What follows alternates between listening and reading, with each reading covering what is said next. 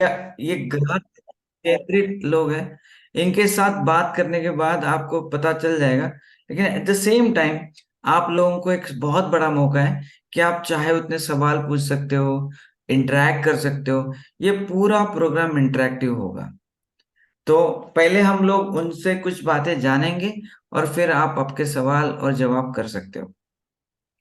मैं चाहता हूं कि ये एक्साइटमेंट अपनी पूरी 2 घंटे तक रहे। तो उसके लिए एक बहुत ही सिंपल फॉर्मूला है कि आप जब भी बात करना चाहें तो आपको एक चीज का ध्यान रखना है कि वीडियो ऑन रखना है। तो कितने लोग एग्री करते हैं कि वो वीडियो ऑन रखेंगे पूरा 2 घंटा, और कितने लोग जानबूझकर वीडियो ऑफ रखेंगे वो भी बता दीजिए। या कितने लोग हैं जो सोच समझ के 3 बार बोला इसलिए अभी तो वीडियो ऑन ही नहीं करूंगा, ये भी सोच के आए होंगे। दूसरा बहुत ही सिंपल चीज है कि आपको जब भी सवाल पूछना हो आपको इलेक्ट्रॉनिकली हैंड रेज करना है, क्योंकि ये स्क्रीन पे हम एक साथ 25 लोगों को देख सकते हैं और करीब करीब 200 से अधिक लोग रहेंगे। तो नेचुरली हम लोग आपको देख नहीं पाएंगे। आप हैंड भी रेज करेंगे तो हम आपको देख नहीं पाएंगे। तो आप जब भी हाँ हैंड रेज करना चाहेंगे तो आपको इलेक्ट्रॉनिकली हैंड रेज करना है। आपको कोई बात बहुत पसंद आई तो आपको कभी भी आप चैट बॉक्स पे भी डाल सकते हो। और थोड़ा वेट करें चैट बॉक्स पे डालने के बाद। मतलब ऐसा ना सोचे कि आपके सवाल का तुरंत जवाब आए, क्योंकि जब तक वो टॉपिक कंप्लीट नहीं होता तब तक आपके सवाल का जवाब नहीं आ सकता है। तो मैं बिना वक्त जाया किए मैं पुनीत जी को इनवाइट कर रहा हूँ कि वो आए। और Amit ji please welcome to the session. Amit ji, Puneet ji, आप सुन पा रहे हैं मुझे? जी good morning Nilesh ji, thank you so much. Yeah good morning. Thank you Nilesh ji. Good morning everyone. Good morning, good morning. So आप लोगों को सुनने के लिए सवेरे से बहुत लोग व्हाट्सएप कर रहे हैं। बहुत सारे लोग आप के बारे में जानना चाहते हैं। आप लोगों ने जिस तरह से काम किया वो सुनना चाहते हैं। तो पुनीत जी, मैं चाहता हूँ कि आप अपनी जर्नी पहले शेयर कीजिए। आप चाहे तो आपके पिताजी के यहाँ से जर्नी शेयर कर सकते हैं, आपकी जर्नी शेयर कर सकते हैं, और फिर अमित जी आप अपनी जर्नी शेयर कीजिए। और फिर हम लोग सवाल जवाब की तरफ जाएंगे और भी जो जो अच्छी चीजें हैं उसके तरफ जाएंगे। तो ओवर टू यू पुनीत जी, कि लोग आपकी जर्नी सुनना चाहते हैं। Thank you Nilesh ji. सबसे पहले मैं अपने बारे में बताना चाहता हूँ कुछ। मेरा नाम पुनीत गोयल है। मैं पिछले 15 सालों से फुटवियर सेगमेंट में काम कर रहा हूँ। हम लोग डिस्ट्रीब्यूशन के एक्सपर्ट हैं। हमने हमारे 155 से ज़्यादा एक्सक्लूसिव ब्रांड स्टोर हैं। मैं फाउंडर हूँ कैल्सिटो ब्रांड का। हम लोग stylish comfortable footwear plus apparels में डील करते हैं। हमारा पैन इंडिया डिस्ट्रीब्यूशन नेटवर्क है। हम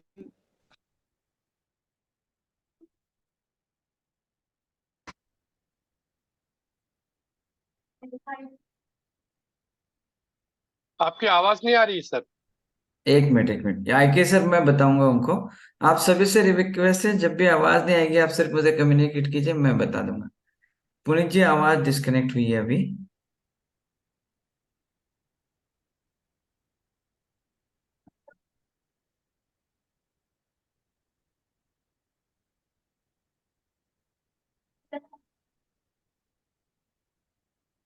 नहीं आ रही है पुनीत जी आवाज।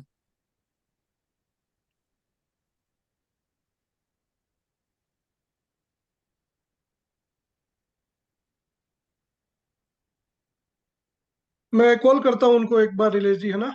Just a second, I call चलेगा। हिम।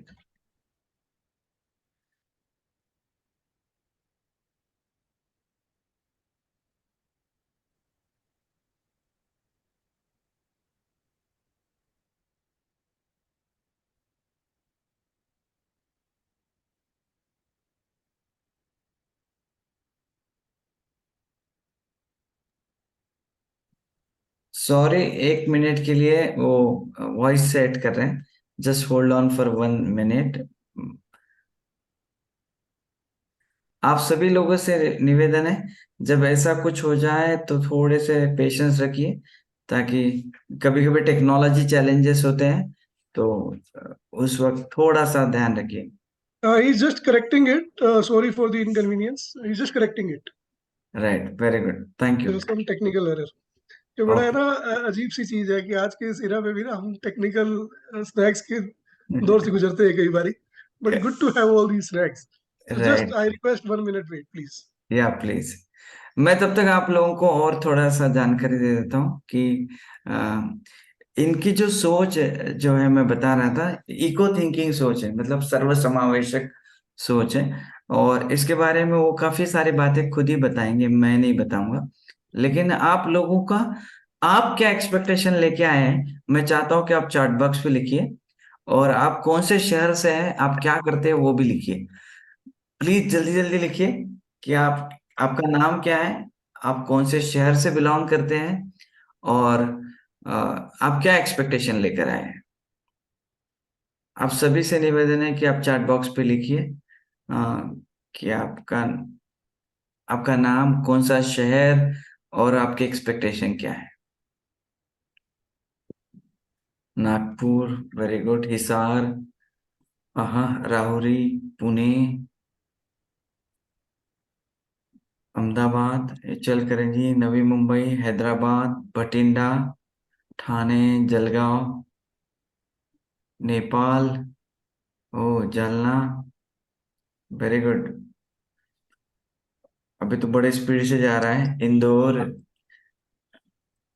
Okay, very good. कल हम चेक कर रहे थे, करीब करीब हमारे हिसाब से आज के प्रोग्राम में 15 स्टेट से लोग हैं, और 4 कंट्रीज से अलग अलग लोग ज्वाइन हुए हैं। Bangalore, new Delhi, okay, very good, thank you, thank you. I am coming with open mind, very good, thank you very much, बहुत बहुत शुक्रिया, थैंक यू, थैंक यू। आपके एक्सपेक्टेशन भी लिख पाए तो बड़ा बेहतर होगा। अ, हमें बहुत खुशी होगी जानकर कि आप क्या एक्सपेक्टेशन लेकर आए हो।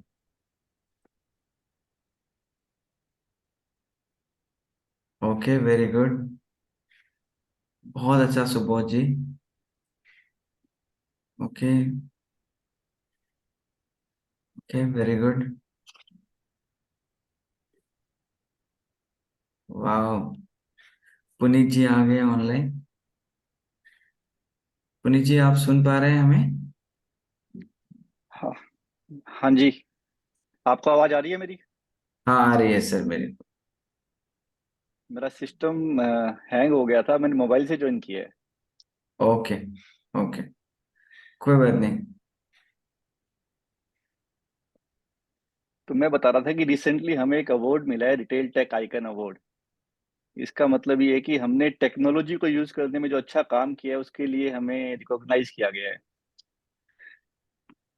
तो सर, मेरी जर्नी स्टार्ट होती है 2009 से। मैंने ग्रेजुएशन किया था 2009 में। उसके बाद मैंने अपना फैमिली बिजनेस ज्वाइन किया। 2013 में एक टर्न अराउंड आया लाइफ में। एक ब्रांड लॉन्च किया, कैलसिटो। 2014 में पहला रिटेल आउटलेट खोला। उसके पीछे सोच ये थी कि डिस्ट्रीब्यूशन में लगता था कि काफी ज्यादा चैलेंजेस आते हैं। तो उन चैलेंजेस को, कस्टमर को और अच्छी सर्विस देने के लिए कि जो हम कर रहे हैं उसको और बेहतर तरीके से अपने आप को प्रेजेंट करने के लिए, इस मकसद से रिटेल स्टोर्स खोले गए। रिटेल स्टोर खोले, लेकिन इनिशियली काफी ज्यादा चैलेंजेस आए। चैलेंजेस कुछ ऐसे थे कि आप समझिए कि एक ऐसे एरिया में घुस गए थे जिसकी जानकारी नहीं थी कि काम होता कैसे है। उसके बाद एक अच्छी चीज क्या रही, हमेशा हम लोग सीखते रहे। लर्निंग अप्रोच हमेशा रहा कि कैसे चीजों को और बेहतर कर सकते हैं। सीखते सीखते 2019 में हम लोगों ने ब्रेक इवन अचीव किया हमारे स्टोर्स का। और इस जर्नी की खास बात ये रही कि पिछले 2 सालों में हम लोगों ने लगभग 102 नए स्टोर्स खोले हैं।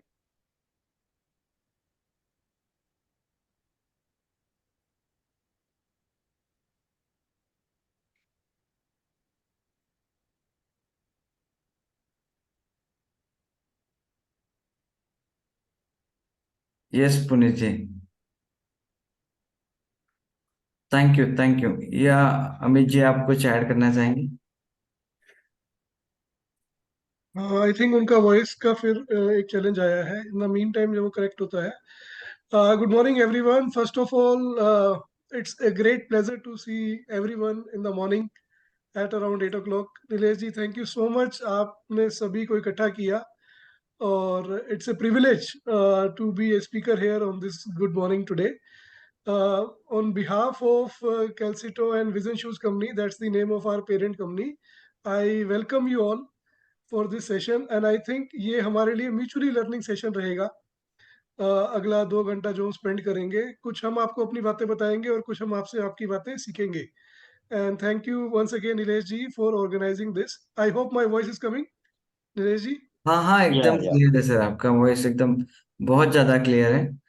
Okay, thank great. You very much. बहुत मैं बहुत अगर अपने बारे में बात करूं, एक स्मॉल सिनॉप्सिस, ताकि आप मेरे से रिलेट कर पाएं, तो I am MBA graduate. MBA करने के बाद I started my career in FMCG sector. मैंने नेस्ले इंडिया लिमिटेड के साथ अपना करियर स्टार्ट किया था।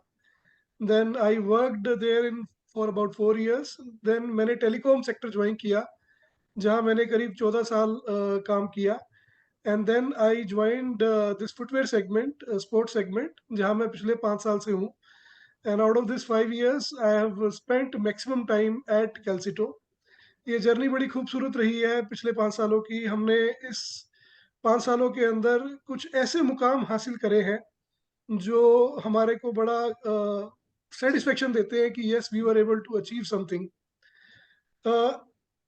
इन 5 सालों के अंदर भी अगर हम बात करें, तो पिछले करीब 2 ढाई साल जो पेंडेमिक इम्पैक्टेड 2 ढाई साल रहे, इन 2 ढाई सालों के अंदर हमने मैक्सिमम ग्रोथ अचीव किया। ये एक ऐसा टाइम था जहाँ पर इंडस्ट्री और ब्रांड्स काफ़ी हद तक स्ट्रगल कर रहे थे, चैलेंजेस थे सर्वाइवल के लिए।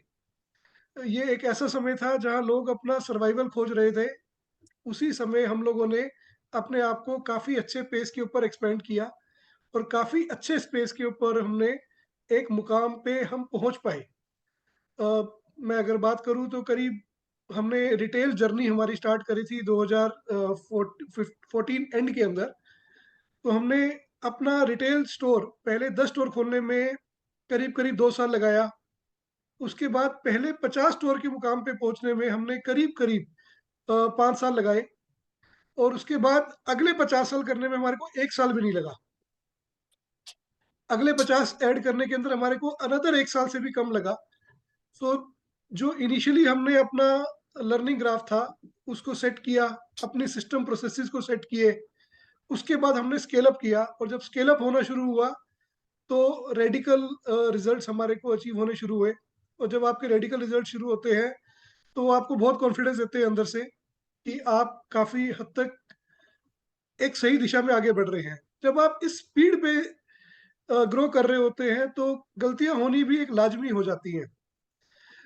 गलतियां आप कर जाते हो, कई बार आप अपने रिसोर्सेज वेस्ट कर जाते हो, कई बार आपके रिसोर्सेज का ऑप्टिमम यूटिलाइजेशन आप नहीं कर पाते, तो आप रियलाइज करते हो 1 साल, 1.5 साल, 2 साल बाद कि आप गलत डायरेक्शन में चले गए।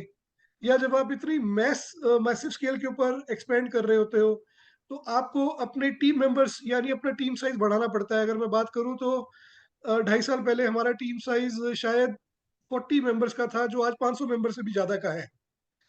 तो जब आप इस स्केल पे ग्रो कर रहे होते हो, तो ज़रूरी होता है कि आप अपने सिस्टम्स को और स्ट्रेंथन करो। नीलेश जी के साथ हमारी मुलाकात करीब करीब 2 साल पहले हुई। लीड मैनेजमेंट के साथ हम लोगों ने अपनी जर्नी स्टार्ट करी नीलेश जी के साथ। मैं ये ज़रूर कहना चाहूँगा कि ये लीड मैनेजमेंट ने ना हमारे को हेल्प किया कि हम गलत ना जाएँ। हम कैसे अपनी ही कंटिन्यूअस अपने आप को चेक करते रहें कि हम गलत नहीं जा रहे। ये एक प्रोसेस हमारे को लीन मैनेजमेंट ने बताया। रिटेल इंडस्ट्री, फुटवेयर इंडस्ट्री के अंदर अगर हम बात करें, तो सबसे बड़ी चीज़ होती है इन्वेंट्री। कि अगर आपकी इन्वेंट्री गलत हो गई तो आपको बहुत बड़ा फाइनेंशियल नुकसान उठाना पड़ सकता है। लीन मैनेजमेंट ने हमारे को ये बताया कि उसका चेक करना कितना इंपॉर्टेंट है।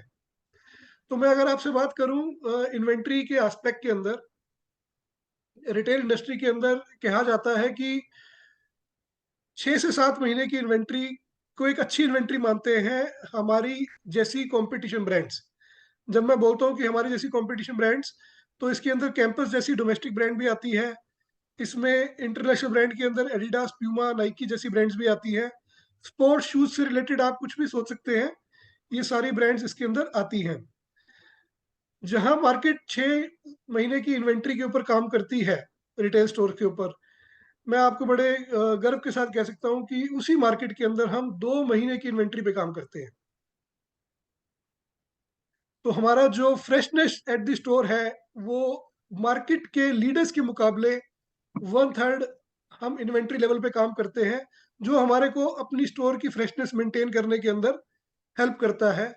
और मैं ज़रूर कहना चाहूँगा कि ये लीन मैनेजमेंट जो हम लोगों ने नीलेश जी के साथ अपने हाथ बढ़ाए, उसके अंदर हमारे को इसके अंदर बहुत हेल्प मिली। और ये जो हमने जर्नी स्टार्ट करी थी लीन मैनेजमेंट की नीलेश जी के साथ, इसके अंदर एक तरीका तो ये होता है कि हम उसको टॉप मैनेजमेंट लेवल तक ही छोड़ देते या अपने इमीडिएट नेक्स्ट लेवल के ऊपर बात करते। हमने ये सोचा कि हम इस प्रोसेस को, इस लर्निंग को ना अपने सारे स्टाफ पे लेके जाएंगे, इसको हम सभी लोगों के साथ अपना शेयर करेंगे।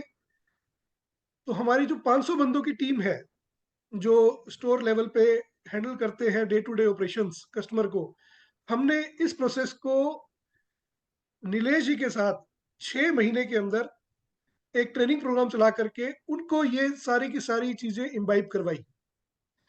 हर वीक हम लोग 1 से 1.5 घंटा, कभी कभार 2 घंटा भी हम टाइम स्पेंड करते थे। और ये सारी जो वैल्यूज थी, ये इंपॉर्टेंट था कि जो हम सोच रहे हैं वो हमारी टीम भी डाउन द लाइन उसी तरीके से सोच रही है। ये सब चीजें हम लोगों ने किया लीन मैनेजमेंट का, जिसकी वजह से हमारे को रेडिकल ग्रोथ करने में और उसी सेम टाइम पे अपने रिसोर्सेज को ऑप्टिमली यूटिलाइज करने में बहुत मदद मिली। राइट। सो उसके लिए जरूरी था कि आप जो अपनी टीम है उसको वो सारी वैल्यूज समझाओ जिस वैल्यूज के ऊपर आप बिलीव करते हो। सो वो 6 महीने का जो एक ट्रेनिंग सेशन था, वो हमने काफी अच्छे तरीके से with the help of Nilesh ji किया लास्ट ईयर, और उसके हमारे को ड्रास्टिक रिजल्ट्स मिले in terms of driving the operational efficiency at the ground level. So आप लोग सारे के सारे एंटरप्रेन्योर्स हैं, मेरा आपको मैसेज यही है कि अगर आप अपने बिजनेस में एक्सपेंशन प्लान कर रहे हैं, so keep on checking your system processes at a regular interval, और जो वर्ल्ड क्लास प्रोसेसेस डिफाइंड है लीन के थ्रू, उसको आप अडॉप्ट करिए। I can assure you it will help you a lot in terms of helping you do your business in a better way. जब हम grow कर रहे थे तो हम अपनी नए नए टीम मेंबर्स जो कि यंगस्टर्स करीब 20 से 25 साल की एज के ब्रैकेट के थे, उनके साथ ग्रो कर रहे थे, जो बड़े डिफरेंट वेरिड बैकग्राउंड से आते थे। बहुत जरूरी था कि उनके साथ ना हम एक शाइन कल्चर डेवलप करें। What is shine culture? Shine culture हमने ये सीखा कि जो वैल्यू, जो हम कस्टमर को अपनी डिलाइट एक बिल्ड करना चाहते हैं, अगर हमारे को एक लॉन्ग टर्म बिजनेस अपना चलाना है, तो बहुत जरूरी है कि हम अपने कस्टमर को अच्छे से ट्रीट करें, उसको डिलाइटफुल ट्रीटमेंट दें, उसको ऐसा महसूस करवाएं कि अगर वो हमारे स्टोर पे आया है, कैल्सिटो के स्टोर पे आया है, तो आज उसका दिन बहुत अच्छा होने वाला है। सो उसकी शुरुआत हुई कस्टमर के एक वाव फैक्टर के साथ, कि हम कस्टमर को ना एक वाव फैक्टर क्रिएट करें अपने स्टोर्स के ऊपर, जब वो आए तो उसकी ना तारीफ करें, और तारीफ भी ऐसी जो उसको जेन्युइन लगे, यानी उसके साथ रिलेट कर सके। अगर ऐसा हम करेंगे ना, तो इररिस्पेक्टिव कि वो कस्टमर आपसे प्रोडक्ट लेगा या नहीं लेगा, वो आपका हमेशा के लिए फैन हो जाएगा, वो आपको हमेशा अप्रिशिएट करेगा कि मेरे को बड़े अच्छे तरीके से ट्रीट किया गया। तो हमने एग्री किया कि यार ये वाव फैक्टर ना हम अपने स्टोर्स के ऊपर इम्प्लीमेंट करेंगे, ताकि जब कस्टमर आता है हमारे पास, हम उसको है ना एक किंग या क्वीन की फीलिंग दे। और जरूरी था कि हम ये चीज अपने सारे के सारे 500 टीम मेंबर्स के साथ शेयर करें और उसको डेली प्रैक्टिस का हिस्सा बनाएं। इस पिछले 2 सालों की जर्नी के अंदर जब से हमने लीन मैनेजमेंट के ऊपर काम करना शुरू किया, मैं ये बड़े गर्व के साथ कह सकता हूँ कि आज हमारे कस्टमर बड़े डिलाइटेड फील करते हैं। उनके रिव्यूज़ जब हमारे साथ शेयर होते हैं, they feel so happy that they visited our store, और उनको एक किंग ट्रीटमेंट मिला वहाँ पर। और ये किंग ट्रीटमेंट हमारा वर्ड ऑफ माउथ जनरेट करने के अंदर हमारे को बहुत हेल्प किया। हमारे बिज़नेस के अंदर जो कस्टमर का वर्ड ऑफ माउथ था, वो जनरेट हो पाया, और वो किंग ट्रीटमेंट ने कस्टमर को हमारे साथ जोड़ा, और वो कस्टमर भी और 4 कस्टमर लेके आया, जिससे हमारे को फर्दर रेडिकल ग्रोथ करने के अंदर बहुत हेल्प मिली। और ये 1.5-2 साल के अंदर बहुत मेहनत करके हम लोगों ने अलोंग विद नीलेश जी इसको बड़े अच्छे से अपने टीम मेंबर भी किया है, और आज मैं कह सकता हूँ कि नियरली 100% हमारे स्टाफ के अंदर ये एक क्वालिटी है जो बिल्ड हो चुकी है। जब आप कस्टमर को डिलाइटफुली ट्रीट करते हैं, जब आप कस्टमर को बहुत ही स्पेशल ट्रीटमेंट देते हैं, तो ज़रूरी हो जाता है कि आपके सारे स्टोर भी जो है ना, वो एक 5 स्टार कल्चर की फीलिंग लेकर के आएँ, जिसको हम बोलते हैं शाइन कल्चर। ये भी हमने लीन से सीखा था, तो हमने रियलाइज़ किया कि ये शाइन कल्चर होना बहुत ज़रूरी है हमारे स्टोर्स के ऊपर। और मैं आपको ये बता दूँ कि हमारे स्टोर्स जो है ना, वो कंपनी ओन्ड स्टोर्स नहीं है, 90% हमारे स्टोर्स फ्रेंचाइज़ी ओन्ड स्टोर्स हैं, जहाँ पर सिस्टम प्रोसेसेस को इम्प्लीमेंट करना एक बहुत बड़ा चैलेंज होता है। सो उसको कैसे हम इम्बाइब करें, उसको हम कैसे शाइन कल्चर को इम्प्लीमेंट करें। शाइन कल्चर से हमारा मतलब है कि जब कस्टमर आए वहाँ पर, तो उसको एक 5 स्टार फीलिंग आनी चाहिए, उसको एक 5 स्टार ट्रीटमेंट मिलना चाहिए। इस चीज़ को हमने बहुत कंटीन्यूअस अपने टीम के साथ डिस्कस करके, ट्रेन करके इम्प्लीमेंट किया, और आज हम ये कह सकते हैं कि जब कस्टमर हमारे स्टोर पे वॉकिंग करता है, तो उसको एक शाइन कल्चर, एक 5 स्टार फीलिंग मिलती है, जो हमारे को डिफरेंशिएट करती है हमारे बाकी कॉम्पिटिटर के साथ। और वो हमारे को एक कॉम्पिटिटिव एज देती है, जो उसको बाकी स्टोर्स के ऊपर नहीं मिलता। ये कुछ ऐसी चीज़ें हमने करी, जो हमारे को काफ़ी कॉम्पिटिटिव एज बिल्ड करने में हेल्प हुई। जब ये हम कॉम्पिटिटिव एज बिल्ड कर रहे थे, तो हम अपने फ्रेंचाइज़ी नेटवर्क को ग्रो कर पाए। फ्रेंचाइज़ी हमारी तरफ अट्रैक्ट होने शुरू हुए। उन्होंने कुछ नोटिस किया जो हमारे पास था, जो बाकी कॉम्पिटिशन के पास नहीं था, और एक के बाद एक फ्रेंचाइज़ी जुड़ते गए। और मैं आज ये आपको बड़े कॉन्फिडेंस के साथ कह सकता हूँ कि पिछले इन 2.5 सालों की जर्नी के अंदर हमने करीब-करीब 140 नए फ्रेंचाइज़ी पार्टनर्स जोड़े, जो हमारे सिस्टम प्रोसेसेस को देख करके इम्प्रेस हुए, और आज हमारे साथ प्रॉफिटेबल बिज़नेस कर रहे हैं। सो ये मेरे दिमाग में अभी कुछ इनिशियल बातें आ रही हैं। मे बी नीलेश जी, आप कुछ और इस पे पूछना चाहेंगे तो आई कैन फर्दर ऐड, जिसके ऊपर मैं फर्दर बिल्ट अप कर सकता हूँ, and the learning can be cross learning with everybody. Please. Sir, एक चीज आपकी बहुत यूनिक है जो मैं चाहता हूँ कि लोगों से आप बात करें। आपकी कंपनी पहली कंपनी मैंने मेरे मेरे लाइफ में फर्स्ट कंपनी देखी है जो सिर्फ स्टेक होल्डर्स के बारे में नहीं सोचती है, स्टाफ के बारे में सोचा आप लोगों ने। फिर सिर्फ स्टाफ के बारे में नहीं सोचा, फ्रेंचाइजी के बारे में सोचा। आप लोग सब लोग ध्यान से सुन रहे हैं, सारे पार्टिसिपेंट। फिर इन्होंने सिर्फ फ्रेंचाइजी के बारे में नहीं सोचा, फ्रेंचाइजी के स्टाफ के बारे में सोचा। मतलब दिलीप जी जो फ्रेंचाइजी स्टोर पे एक मामूली आदमी शूज बताता है, उसकी भी तरक्की के बारे में सोचा। ये सोच के पीछे आपके क्या लॉजिक्स थे? और इतनी डीप में सोच आज के डेट में मैंने मतलब रेयर से रेयर कंपनी में देखी है। मतलब मैं इतने सारे मल्टीनेशनल कंपनी के साथ, ब्रांड के साथ काम कर चुका हूँ। लोगों का पहला एक रहता है, मैं अपने स्टाफ के लिए कुछ नहीं करना चाहता। कुछ लोग बोलते हैं मैं ट्रेन करूंगा, वो लोग भाग जाएंगे। और आप एग्जैक्टली अपोजिट कर रहे हैं। आप तो सिर्फ अपने स्टाफ को नहीं, आपके फ्रेंचाइजी के स्टाफ को, आप सबको लेकर चल रहे हैं। इसके बारे में अगर आप थोड़ा सा लाइट डाल पाए लोगों को, क्योंकि ये चीज अभी सोसाइटी में मिसिंग है। शायद आपकी वजह से कुछ लोगों को इंस्पिरेशन मिले और वो सबके बारे में सोचना चालू कर दे। करेक्ट। थैंक यू नीलेश जी, बिल्कुल ये सही है। इनफैक्ट ये ना एक ऐसी चीज़ है जो आज हमारी ऑर्गेनाइजेशन के डीएनए में है। और इसका मैं पूरा पूरा श्रेय ना हमारे जो फाउंडर है मिस्टर पुनीत गोयल, उनको देना चाहूँगा। उन्होंने एक ऐसा कल्चर डेवलप किया, उन्होंने हमारे को, जब हम ये फ्रेंचाइज़ी नेटवर्क बिल्ड कर रहे थे, तो उन्होंने एक डायरेक्शन दी अपनी कि जो हम सोच रहे हैं ना, हम कामयाब तभी हैं जब वो लास्ट माइल पार्टनर जो हमारा स्टाफ वहाँ पर फ्रेंचाइज़ी का है, वो उस चीज़ को बिलीव करे और उस चीज़ को इम्प्लीमेंट करे। उन्होंने इस चीज़ के विज़न के साथ आगे बढ़े और हमने कहा कि हम ना अपने उस स्टाफ को वैसे ही ट्रीट करेंगे जैसे हम एम्प्लॉयी किसी भी लेवल पे उसको ट्रीट करेंगे। और जब हम उसको उतनी इम्पोर्टेंस देंगे और उसके ऊपर अपने एफर्ट्स डालेंगे, अपने इन्वेस्टमेंट करेंगे, तो हमारे रिजल्ट्स ना बहुत ही अच्छे होंगे। सो ये एक ऐसी चीज़ थी जो हमारे सिस्टम में बिल्ड थी डीएनए से। अगर पुनीत जी मेरे को सुन पा रहे हैं, आई वुड रिक्वेस्ट, अगर वो इसके बारे में बोलेंगे तो वो और ज़्यादा एनलाइटेंड वे के अंदर सभी को बता पाएँगे। If he can hear me, I would request him to kindly share.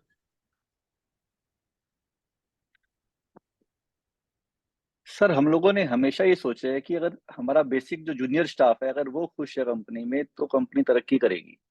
क्योंकि अल्टीमेटली काम हम सबको मिलके करना है।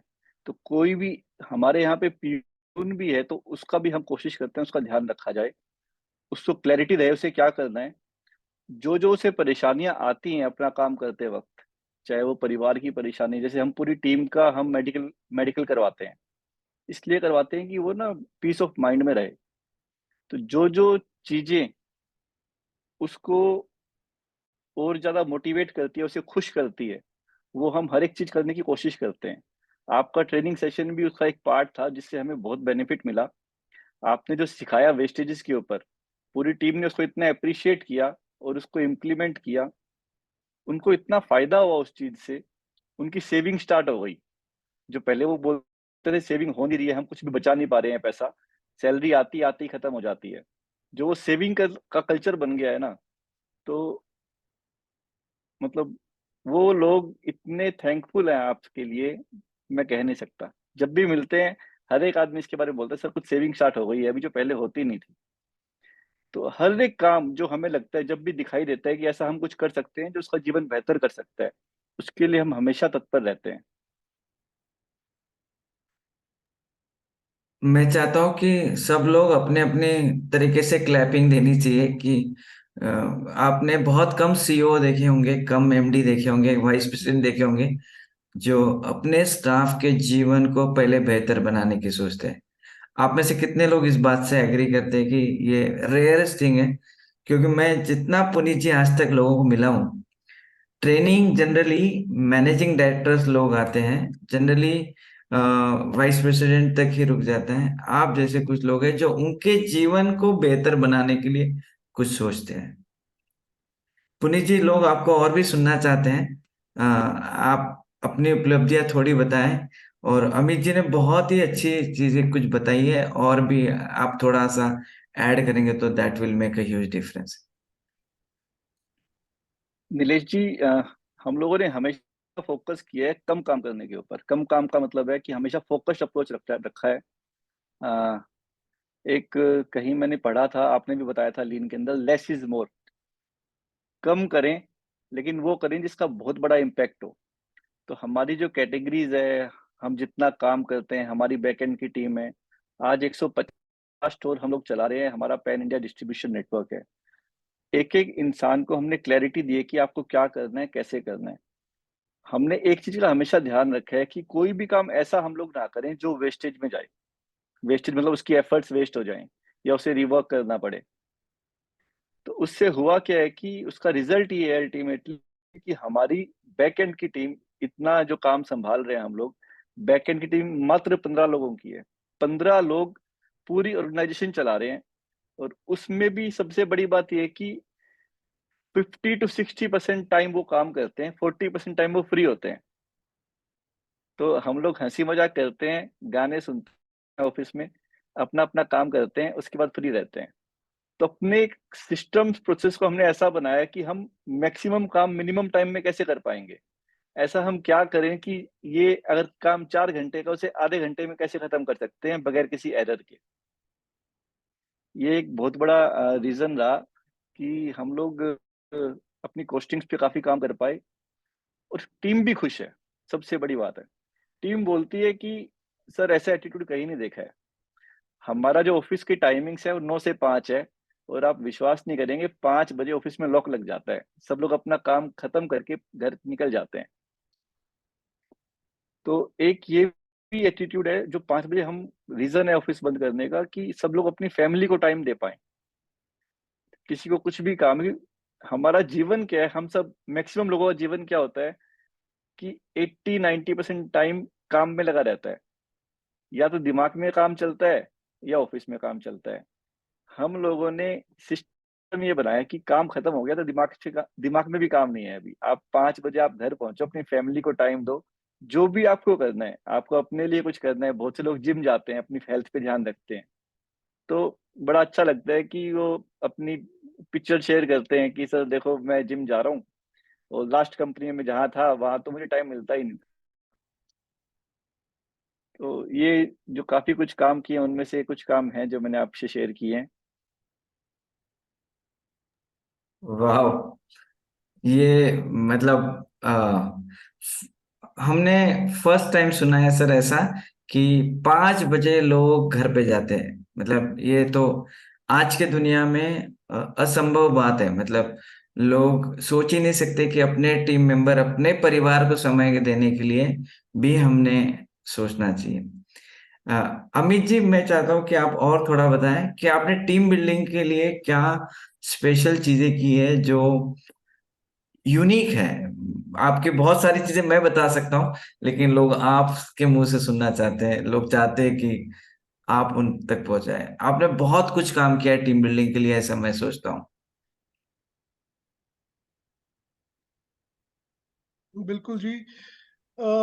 टीम बिल्डिंग के लिए बहुत जरूरी होता है कि आप जो टीम का फाउंडेशन रखे ना, वो बड़ी स्ट्रांग होनी चाहिए। यानी कि जो राइट सिलेक्शन है ना, वो हर लेवल पे बहुत जरूरी है। और राइट सिलेक्शन के लिए हम ना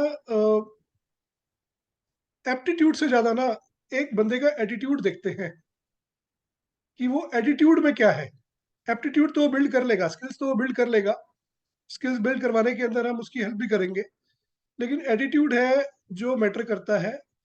अगर वो कस्टमर फोकस्ड है अपने इंटरेक्शन के अंदर, तो हमारा ये मानना है कि वो आपको ना हमेशा आपके लिए एक एसेट रहेगा। अगर जो आपका एम्प्लॉई है जिसको आप हायर कर रहे हैं, he comes with A learning attitude, learning mindset, वो हमेशा नए आइडियाज की इम्प्लीमेंटेशन के लिए ईगर रहेगा, उत्साहित रहेगा।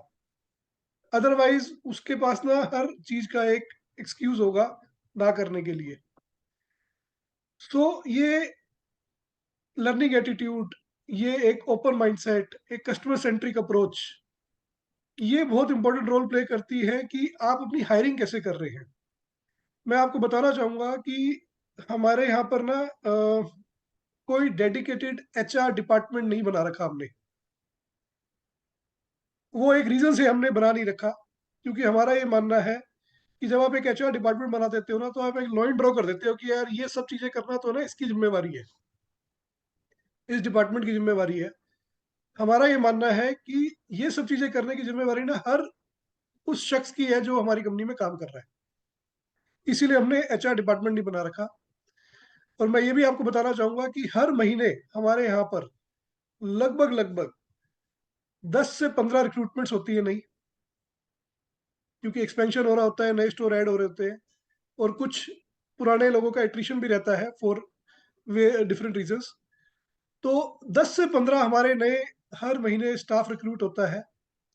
और मैं ये कह सकता हूँ कि हमारे यहाँ से ना स्टाफ, अगर किसी नॉन परफॉर्मेंस की वजह से हमने उसको जाने के लिए बोला, जो कि रेयर होता है, तो हो गया, लेकिन अपने आप उसकी एट्रिशन इज ऑलमोस्ट जीरो। मेरे को आज लगभग 5 साल हो गए यहाँ पर, इस कंपनी के अंदर। मैंने यहाँ पर 5 सालों के अंदर शायद ही एक या दो स्टाफ देखे होंगे जो गए होंगे। अदरवाइज मैं ये कह सकता हूँ कि 100% रिटेंशन है हमारे यहाँ पर ऑलमोस्ट। और वो इसीलिए है क्योंकि जो कल्चर बिल्ड हुआ है यहाँ पर, जो कस्टमर सेंट्रिक अप्रोच बिल्ड हुई है, वो एम्प्लॉय को ना एक अलग स्पेस देती है अपने काम के लिए।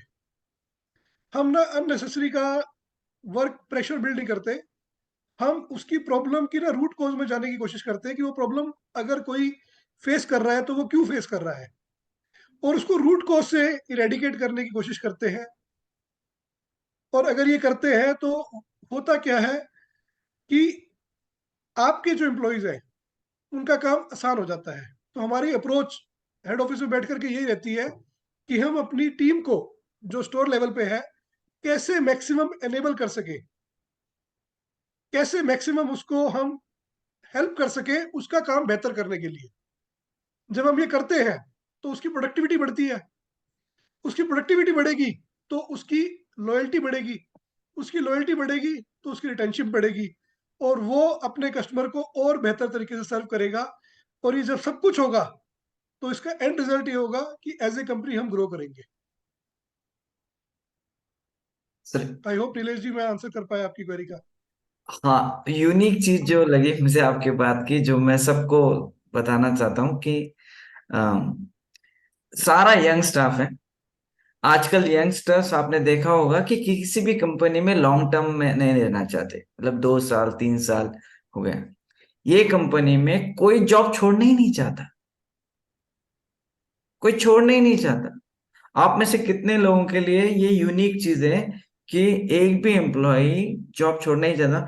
100% रिटेंशन आज के जमाने में आप लोगों में से किसी ने शायद सुना भी नहीं होगा। It's a something new. मैं सही कह रहा हूं? आप अब बता सकते हो कि इतना रिटेंशन लेवल कभी किसी ने आज के डेट में नहीं सुना होगा। और ये यूनिक इनका थिंकिंग है। और जो अमित जी आपने बोला ना, वो मुझे बहुत अच्छा लगा कि आप उनके बारे में पहले सोचते हो। आपका ये थॉट नहीं है कि हमारा काम होना चाहिए, पहले उनका कन्वीनियंस है। और जीरो प्रेशर। सर ये अमित सर, ये आज के जमाने में नहीं सुने हुआ वर्ड है। जीरो प्रेशर अभी वर्ल्ड में एग्जिस्ट ही नहीं करता है। लोग तो ज्यादा से ज्यादा प्रेशर बिल्ड करते हैं परफॉर्मेंस के लिए। केपीआई के नाम पे जो प्रेशर बिल्ड हो रहा है दुनिया में, वो मतलब इमेजिन भी नहीं कर सकते। और आपने बोला कि एचआर मैनेजर, केपीआई, ये सारी चीजें आपके यहाँ एग्जिस्ट ही नहीं करती। आपके यहाँ तो एग्जिस्ट करता है प्यार, रिस्पेक्ट। शायद वही वजह है कि लोग आपके पास इतने दिनों तक रहते हैं। मैं और एक चीज आपसे जानना चाहता हूँ, पुनीत जी और अमित जी, आप दोनों से। सर आप सब लोगों को बता दूं, इनके शूज अपने पूरे हिंदुस्तान में मोस्ट अफोर्डेबल क्वालिटी शूज माने जाते हैं। मोस्ट अफोर्डेबल मतलब आप इमेजिन नहीं कर सकते, इतना अफोर्डेबल है। और सबसे बेहतरीन क्वालिटी, मतलब वर्ल्ड क्लास क्वालिटी, और रेट बहुत ही कम। थोड़ी इस पे रोशनी डालेंगे तो लोग है ना, जो भाग दौड़ चल रही है, लोग महंगा बेच रहे हैं। प्रीमियम का मतलब अच्छी क्वालिटी का मतलब अच्छा पैसा चार्ज कर रहे हैं कस्टमर को। और उसके बजाय आपका ये जो थिंकिंग प्रोसेस है वो लोगों को आप थोड़ा बताएंगे तो that will make difference. Amul, इनका ब्रांड नेम है कैलसेटो। नॉर्थ इंडिया में ये बहुत पॉपुलर है और ये सिस्टमेटिकली डेवलप करते हैं। मैंने इनको 2 बार रिक्वेस्ट किया कि आप महाराष्ट्र स्टार्ट करो, लेकिन इनका अप्रोच बहुत सिस्टमेटिक है। वो बोलते हैं कि नहीं, हम हर फ्रेंचाइजी को सक्सेसफुल बनाएंगे और फिर आगे और फ्रेंचाइजी बनाएंगे। तो शर्मा साहब, इनके पास हर फ्रेंचाइजी जो एक बार ले चुका है उसकी कई सारे फ्रेंचाइजी की रिक्वेस्ट है, मुझे और 5-6 जगह पे। तो वो उसके रिश्तेदार लेके आता है और रिश्तेदार लेके आता है, और इंडिया मार्केट में। एनीवे, मैं पहले सवाल पे रहता हूँ और फिर मैं अगली बात करता हूँ। सर आप बताएं, आपने जो क्वालिटी प्लस अफोर्डेबिलिटी, ये चीज आपने जो क्रिएट की है, ये आप इस पे थोड़ी रोशनी डालिए। नीलेश जी, किसी भी ब्रांड का जो आधार है वो उसका प्रोडक्ट है। आजकल बहुत से ब्रांड्स ऐसे आ गए हैं जो सिर्फ मार्केटिंग के ऊपर फोकस करते हैं और प्रोडक्ट पे फोकस नहीं करते हैं। लेकिन जब कस्टमर आपको एक्सपीरियंस करता है, या आज अगर हम लोग एक अच्छे शूज नहीं दे पाएंगे तो हम कुछ भी करेंगे ना, सब कुछ, किसी चीज की वैल्यू नहीं है। तो डे वन से हम लोगों ने फोकस किया कि कैसे हम लोग अपने प्रोडक्ट को और बेहतर करें। आज भी हम लोग कोशिश करते हैं उसको और बेहतर कैसे बनाएं, और बेहतर कैसे बनाएं। कस्टमर्स को हम सुनते हैं। पर्सनली मैं काफी कॉल अंडरस्टैंड करता हूँ कस्टमर कंप्लेंट्स की, कि कस्टमर कहाँ कंप्लेन कर रहा है, उसको कहाँ चैलेंजेस आ रहे हैं। सर प्रोडक्ट तो वर्ल्ड क्लास होना ही चाहिए। अगर प्रोडक्ट मतलब ये डे वन से ही सोच थी कि प्रोडक्ट अगर वर्ल्ड क्लास नहीं है, अगर हम लोग सिर्फ हिंदुस्तान में नहीं दुनिया की जो टॉप ब्रांड्स हैं उनके बराबर हम लोग अगर नहीं आ पा रहे हैं तो अ, वो हम ना एक वो स्केल अचीव नहीं कर पाएंगे जहाँ पे हमें पहुंचना है। प्रोडक्ट के लिए हम लोग नई नई टेक्नोलॉजी पे हमेशा फोकस करते हैं। हिंदुस्तान से नहीं, बाहर के कंट्रीज में भी जो कुछ नया आ रहा है और जो टेक्नोलॉजी जो चीजें हैं जो कस्टमर को हम और बेहतर तरीके से दे सकते हैं उस पे फोकस करते हैं। हमारी पूरी R&D टीम है जिसका काम ये है कि हम लोग क्या नया दे सकते हैं और क्या बेहतर दे सकते हैं कस्टमर को जो उसको चाहिए। डिजाइनिंग के ऊपर, कंफर्ट के ऊपर, लाइट वेट के ऊपर, प्राइसिंग के ऊपर हम लोगों ने हमेशा काम किया है, आगे भी काम कर रहे हैं। और मेरी जो भी यहाँ पे इस ग्रुप में बिजनेस कर रहा है, मैं जो मेरा आज तक का एक्सपीरियंस है, मेरी उम्र बहुत कम है, लेकिन जो मेरा एक्सपीरियंस है वो ये बोलता है कि प्रोडक्ट वर्ल्ड क्लास, प्रोडक्ट या सर्विसेज जो भी आप दे रहे हैं by default it should be world class. और हमेशा आपको कोशिश करनी है उसको हम और बेहतर कैसे बनाएं कि कस्टमर को और वैल्यू मिले उस चीज से। हमने हमेशा सोचा है कि अगर आप कस्टमर से 100 रुपए ले रहे हो, आपको 120 रुपए की आपको वैल्यू देनी है उसको, अपने प्रोडक्ट से, अपनी सर्विसेज से।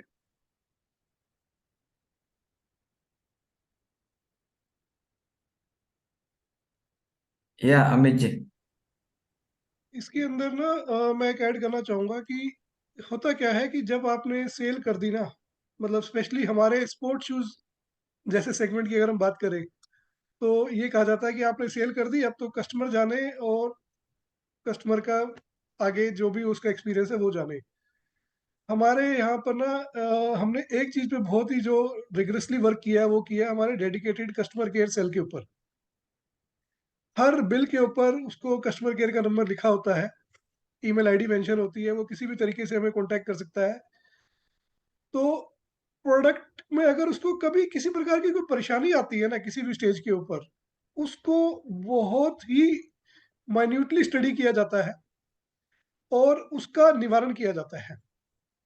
मतलब अगर कस्टमर ने कोई प्रॉब्लम अपनी शेयर कर दी ना, तो हमारे कस्टमर केयर सेल का ये फर्ज बन जाता है कि जब तक उस कस्टमर की प्रॉब्लम का 100% सोल्यूशन उसको नहीं दे दिया गया ना, तब तक हम उस केस को क्लोज नहीं करते। अब ये जब हम कर रहे हैं तो एक क्वेश्चन आएगा कि आपकी ऐसी परसेंटेज कितनी आती है। तो मैं आपको ये बताऊंगा कि क्वालिटी पे फोकस करने से ना, कंटिन्यूस क्वालिटी पे फोकस करके हम अपने आप को चैलेंज करते हैं, हर मतलब कंटिन्यूस इंटरवल के ऊपर अपने आप को रिव्यू करते हैं कि हम अपने प्रोडक्ट को कैसे बेटर बना सकते हैं, क्या कमियां हैं जो दूर कर सकते हैं, कैसे इसको वर्ल्ड क्लास स्टैंडर्ड से मीट कर सकते हैं, कैसे इसमें हम best of the best features को बिल्ड कर सकते हैं। करते करते आज हम उस मुकाम पे पहुंच गए हैं जहां हमारा जो कंप्लेंट रेशियो है वो लेस देन 0.5% है। यानी कि अगर हम 100 शूज बेचते हैं तो आधा, एक से भी कम कस्टमरों की कंप्लेंट आती है। और जिनकी कंप्लेंट आती है उनको भी हम तब तक नहीं छोड़ते उनको चेस करना जब तक हम उसके कंप्लेंट में भी डिलाइट बिल्ड ना कर दे। और ये एक ऐसी चीज है जो हमारी टीम के ना 100% मेंबर्स इसको बड़े प्राउडली करते हैं। और ये धीरे धीरे करते करते करते ना आज हमारी एक बहुत बड़ी कॉम्पिटिटिव एज बन गई है। मैं आपको कुछ इंडस्ट्री के आंकड़े देता हूं जिससे आप इस बात को रिलेट कर पाएंगे। इंडस्ट्री के अंदर कंप्लेंट अगर परसेंटेज आपकी 4% है तो इसको एक अच्छी परसेंटेज माना जाता है। यानी आपने 100 प्रोडक्ट्स बेचे, 100 शूज बेचे, उसमें अगर 4% शूज में कंप्लेंट है तो हर ब्रांड, चाहे वो इंटरनेशनल ब्रांड हो, चाहे वो डोमेस्टिक ब्रांड हो लाइक कैंपस, या इंटरनेशनल ब्रांड हो लाइक एडिडास, वो कहती है कि ये अच्छी परसेंटेज है कि हमारी कस्टमर कंप्लेंट 4% है। लेकिन हम कहते हैं कि अगर आपकी परसेंटेज कस्टमर कंप्लेंट 1% से कम नहीं है तो ये प्रॉब्लम है। और उसके बाद जब ये 4% कस्टमरों की कंप्लेंट आती है ना, उसको भी ना लोग अपने टर्म्स एंड कंडीशन में उसको उलझा के रखते हैं कस्टमर को कि ये प्रोडक्ट तो आपने आज से ना 3 महीने पहले खरीदा था, अगर आज कंप्लेंट आ गई तो अब हम क्या करें, क्योंकि वारंटी तो केवल 2 मंथ्स की है। लेकिन हम ये बोलते हैं कि अगर हमारे पास कंप्लेंट कस्टमर की जेन्युइन है ना, आज उसको 4 महीने भी हो गए ना, तो भी हम उसकी प्रॉब्लम का 100% निवारण देते हैं, क्योंकि हमारा ये मानना है कि एक नए कस्टमर को लाना तो एक टास्क है, लेकिन सबसे इंपॉर्टेंट है कि जो आपके पास कस्टमर है ना, उसको आप 100% टेक केयर करो। अगर आप उसकी 100% टेक केयर करोगे, तो वो कस्टमर भी आपकी टेक केयर करेगा, अपना वर्ड ऑफ माउथ आपके बारे में जनरेट करके। तो ये कुछ प्रयास है जो हम करते हैं, और मैं कह सकता हूँ कि इन प्रयासों ने हमारे को काफ़ी अच्छे एनकरेजिंग रिजल्ट्स दिए हैं, और आज हमारे को ये कॉम्पिटिटिव एज बिल्ड हुआ है मार्केट के अंदर। और हम अपने बारे में ये नहीं कहते, आज हमारे कॉम्पिटिटर भी हमारे बारे में ये कहते हैं, और हमारे कस्टमर भी हमारे बारे में ये कहते हैं कि एक अच्छी कस्टमर सेंट्रिक अप्रोच है जो हम लोग फॉलो करते हैं across the levels. Thank you Nilesh ji. सबसे यूनिक चीज, आप सभी लोग इसका नोट्स बना लेंगे तो बड़ा बेहतर होगा। ये ये पॉइंटर्स आपको लाइफ टाइम में कभी कहीं नहीं मिलेंगे। 0.5% कंप्लेन, ये हमारा कल्चर ही नहीं है। हमारे यहाँ कल्चर ही 10% कंप्लेन का है। हेलो। और अगर वो कंप्लेन कर दे तो लोग बोलते हैं कि ये बहुत निगेटिव इंसान है। मतलब वो कंप्लेन को डिलाइट करना है तो ये तो बहुत ही दूर की सोच हो गई। वो कंप्लेन को भी डिलाइट करना, ये अपने आप में बहुत बहुत बहुत बड़ी बात है। और सर पुनीत जी, मैं आपके बिहाफ बोलना चाहूंगा, आप एक्यूरेट कर देना मेरे सेंटेंस को। जो शूज मार्केट में 10,000 के रेंज में मिलते हैं, अपने पास अमित जी क्या रेंज में मिलते हैं सेम शूज, सेम क्वालिटी का? हमारा प्रयास रहता है सर कि हम उसको 1/3 प्राइस के अंदर दे कस्टमर को। 2,500 से 3,000 में होते हैं। और ये हम नहीं कहते, हमारे कस्टमर कहते हैं कि ये 2,500 से 3,000 का प्रोडक्ट ना मार्केट में 10,000 की रेंज पे भी अवेलेबल होता है या नहीं होता। ये हम लोग कर पाए हैं। ये कैसे कर पाए हैं? हमने ना वेस्टेजेस को हटा रखा है सिस्टम में से। जीरो वेस्टेज है। जब जीरो वेस्टेज है, तो हमारा ये मानना है कि आप वो बेनिफिट कस्टमर को पास कर सकते हो। अननेसेसरी के मार्केटिंग स्पेंड्स नहीं है, जिसके अंदर प्रोडक्ट की कॉस्ट बढ़ जाती है एंड देयरफॉर उसकी प्राइसिंग बढ़ जाती है। हमारा ये मानना है कि सबसे बड़ा मार्केटिंग आपकी ना आपकी कस्टमर ही है। अगर आपने उसको अच्छे से केटर कर दिया, तो आपने सब कुछ कर दिया। एक वर्ल्ड क्लास शूज जो आपको अदर ब्रांड्स के अंदर 10,000 12,000 रुपए में मिलेगा, हमारे यहाँ पर हम प्राउडली कहते हैं कि वो 2,500 से 3,000 रुपए में मिलेगा। और ये हम कैसे कर पाए? Not by compromising the quality, but by building the quality and reducing the wastages. Zero wastage है। अगर मैं आपको एक नंबर दूं, तो लगभग लगभग 25 से 30 लाख पेयर बेचते हैं महीने के अंदर शूज के, जो कि एक बहुत बड़ी अमाउंट है हमारे इंडस्ट्री के लिए। It's a substantial number, it's a very good number. और उस नंबर पे ये स्टैंडर्ड्स हम मेंटेन करने का पूरा प्रयास करते हैं, और कहीं ना कहीं मैं कह सकता हूँ कि हम उसको अचीव करने में कामयाब हुए हैं। और ये एक सबसे बड़ा कॉम्पिटिटिव एज है हमारे लिए। नीलेश जी। 10,000 का शूज 3,000 रुपए में, और बेहतर क्वालिटी का। और इनके पास कोई रिप्लेसमेंट के लिए जाए, इसका जो फास्ट रिप्लेसमेंट मिलता है, आप किसी भी शूज ब्रांड के पास चले जाओ, वो आप पे ब्लेम करेगा कि शायद आपने शूज अच्छे से इस्तेमाल नहीं किया होगा। नरेश जी, ये no question to be ask, direct replacement करा देते हैं। मतलब ऐसा, आज जो हमारा ये हिंदुस्तान का ब्रांड है कैलसेटो, नो वंडर, मैं थोड़ा ज्यादा बोल रहा हूँ शायद, लेकिन आने वाले 10 साल में पूरे इंटरनेशनल लोग भी हमारे इस ब्रांड को सीखने के लिए आएंगे कि इतने कम प्राइस में आप इतनी अच्छी क्वालिटी कैसे मेंटेन कर पाते हैं। किसी ने चैट बॉक्स पे डाला भी कि वो सोशल मार्केटिंग कैसे करते हैं, सोशल मीडिया को कैसे यूज करते हैं। आप हैरान होंगे, ये सोशल मीडिया को यूज नहीं करते। ये फेसबुक इंस्टाग्राम को पैसे नहीं देते। इनकी असेट है कस्टमर्स। इनके लिए सब कुछ है कस्टमर। इनके लिए सवेरे से रात तक है कस्टमर। इनके कस्टमर कस्टमर्स क्रिएट करते हैं। इनका फेसबुक और इंस्टाग्राम एड कस्टमर नहीं क्रिएट करता है। आप में से कितने लोगों के लिए एकदम नई चीज है कि कस्टमर कस्टमर क्रिएट करता है? ये बिल्कुल भी, मतलब, और इनके जैसे बाकी के जो लोग हैं, उनकी कॉस्टिंग ही सिर्फ सोशल मीडिया खर्चे की वजह से ज्यादा है। मैं सही कह रहा हूँ क्या पुनीत जी? मुझे आप करेक्ट कर सकते हो। सर बिल्कुल ठीक आप बोल रहे हो कि आज आप एक बात सुन के हैरान होगे कि हमारा ऑन रिकॉर्ड 55% रिपीट कस्टमर आता है जो हमारे पास आता है, और कस्टमर रेफरल कस्टमर काफी आता है। उसका कारण ये है कि हम लोग जो भी हम कर रहे हैं वो कस्टमर को पसंद आ रहा है। और जहाँ तक कस्टमर सेंट्रिक अप्रोच की बात है, एक चीज मैं अमित जी की बात में ऐड करना चाहूंगा कि कस्टमर की कोई भी कंप्लेन आती है तो 24 आवर्स का हमारा टैट है कि हमें 24 आवर्स के अंदर उसकी किसी भी समस्या का समाधान करना है। लेकिन हम लोग मेजोरिटी ऑफ जो प्रॉब्लम्स हैं वो 2 से 4 घंटे में निपटा देते हैं उसके। कस्टमर को वेट नहीं करवाते कि जो उसका पेन एरिया है, उसको ना दर्द होता है, कहीं भी उसको परेशानी आती है, तो जहां जहां उसको दर्द होता है ना, उसको हम कोशिश करते हैं वो दर्द ना हो उसको, और वो डिलाइट होके जाए। बहुत से कस्टमर ऐसे आते हैं हमारे पास जो सुन के मुझे अच्छा लगता है कि वो लेके तो कंप्लेन आए कि सर ये कंप्लेन है पेयर की, कंप्लेन के साथ 2 पेयर नए शूज लेके चले गए। और ऐसे एक नहीं है, काफी केस हैं जो हमारे साथ होता है ऐसा। और ये रेफरल मार्केटिंग नहीं है, हाँ? लोग दिल से रेफर कर रहे हैं, मतलब मुझे अच्छा लगा और मैंने गगन जी को बताया, मुझे वो एक्सपीरियंस अच्छा हुआ और मैं और 4 कस्टमर को शोरूम पे लेकर आया। इट्स नॉट लाइक कि मैंने रेफर किया है आई के जैन को और उसके बदले में मुझे कुछ इंसेंटिव मिलेगा। वो रेफरल मार्केटिंग इसमें नहीं है। विदाउट रेफरल मार्केटिंग 55% कस्टमर और किसी कस्टमर को रिकमेंड करना। सर मैं इतने साल से लीन मैनेजमेंट कर रहा हूं, इसको बोलते हैं net promoter score. Net promoter score पूरे वर्ल्ड वाइड अभी राइट नाउ 4% के ऊपर नहीं जा रहा है, बहुत कम केसेस में।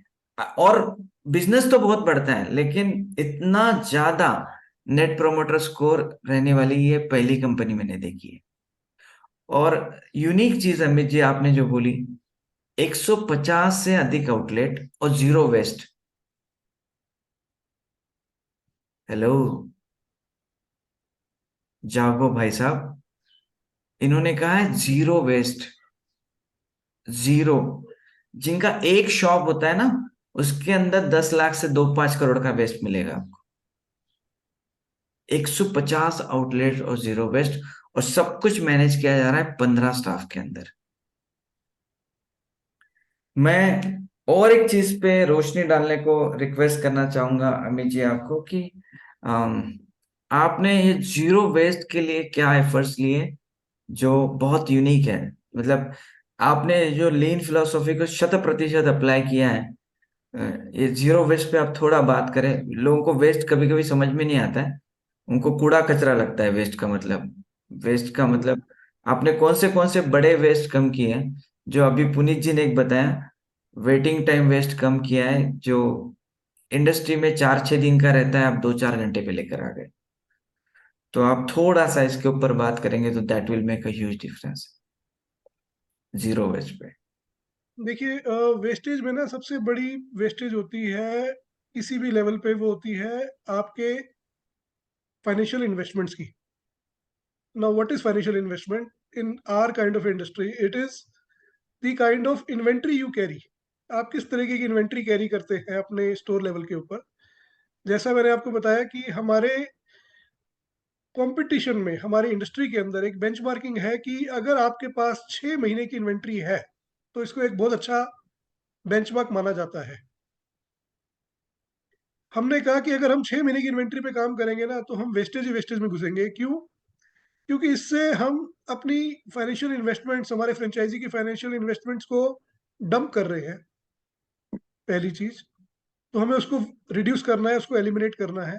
दूसरा, हम अपने कस्टमर एक्सपीरियंस को खराब कर रहे हैं, क्योंकि अगर आपके पास 6 महीने का प्रोडक्ट रखा हुआ है स्टोर लेवल पे, तो उसकी एजिंग हो जाएगी, उसकी क्वालिटी इश्यूज आने के चांसेस बढ़ जाते हैं, क्योंकि उसकी पेस्टिंग इश्यूज या कुछ भी आ सकते हैं।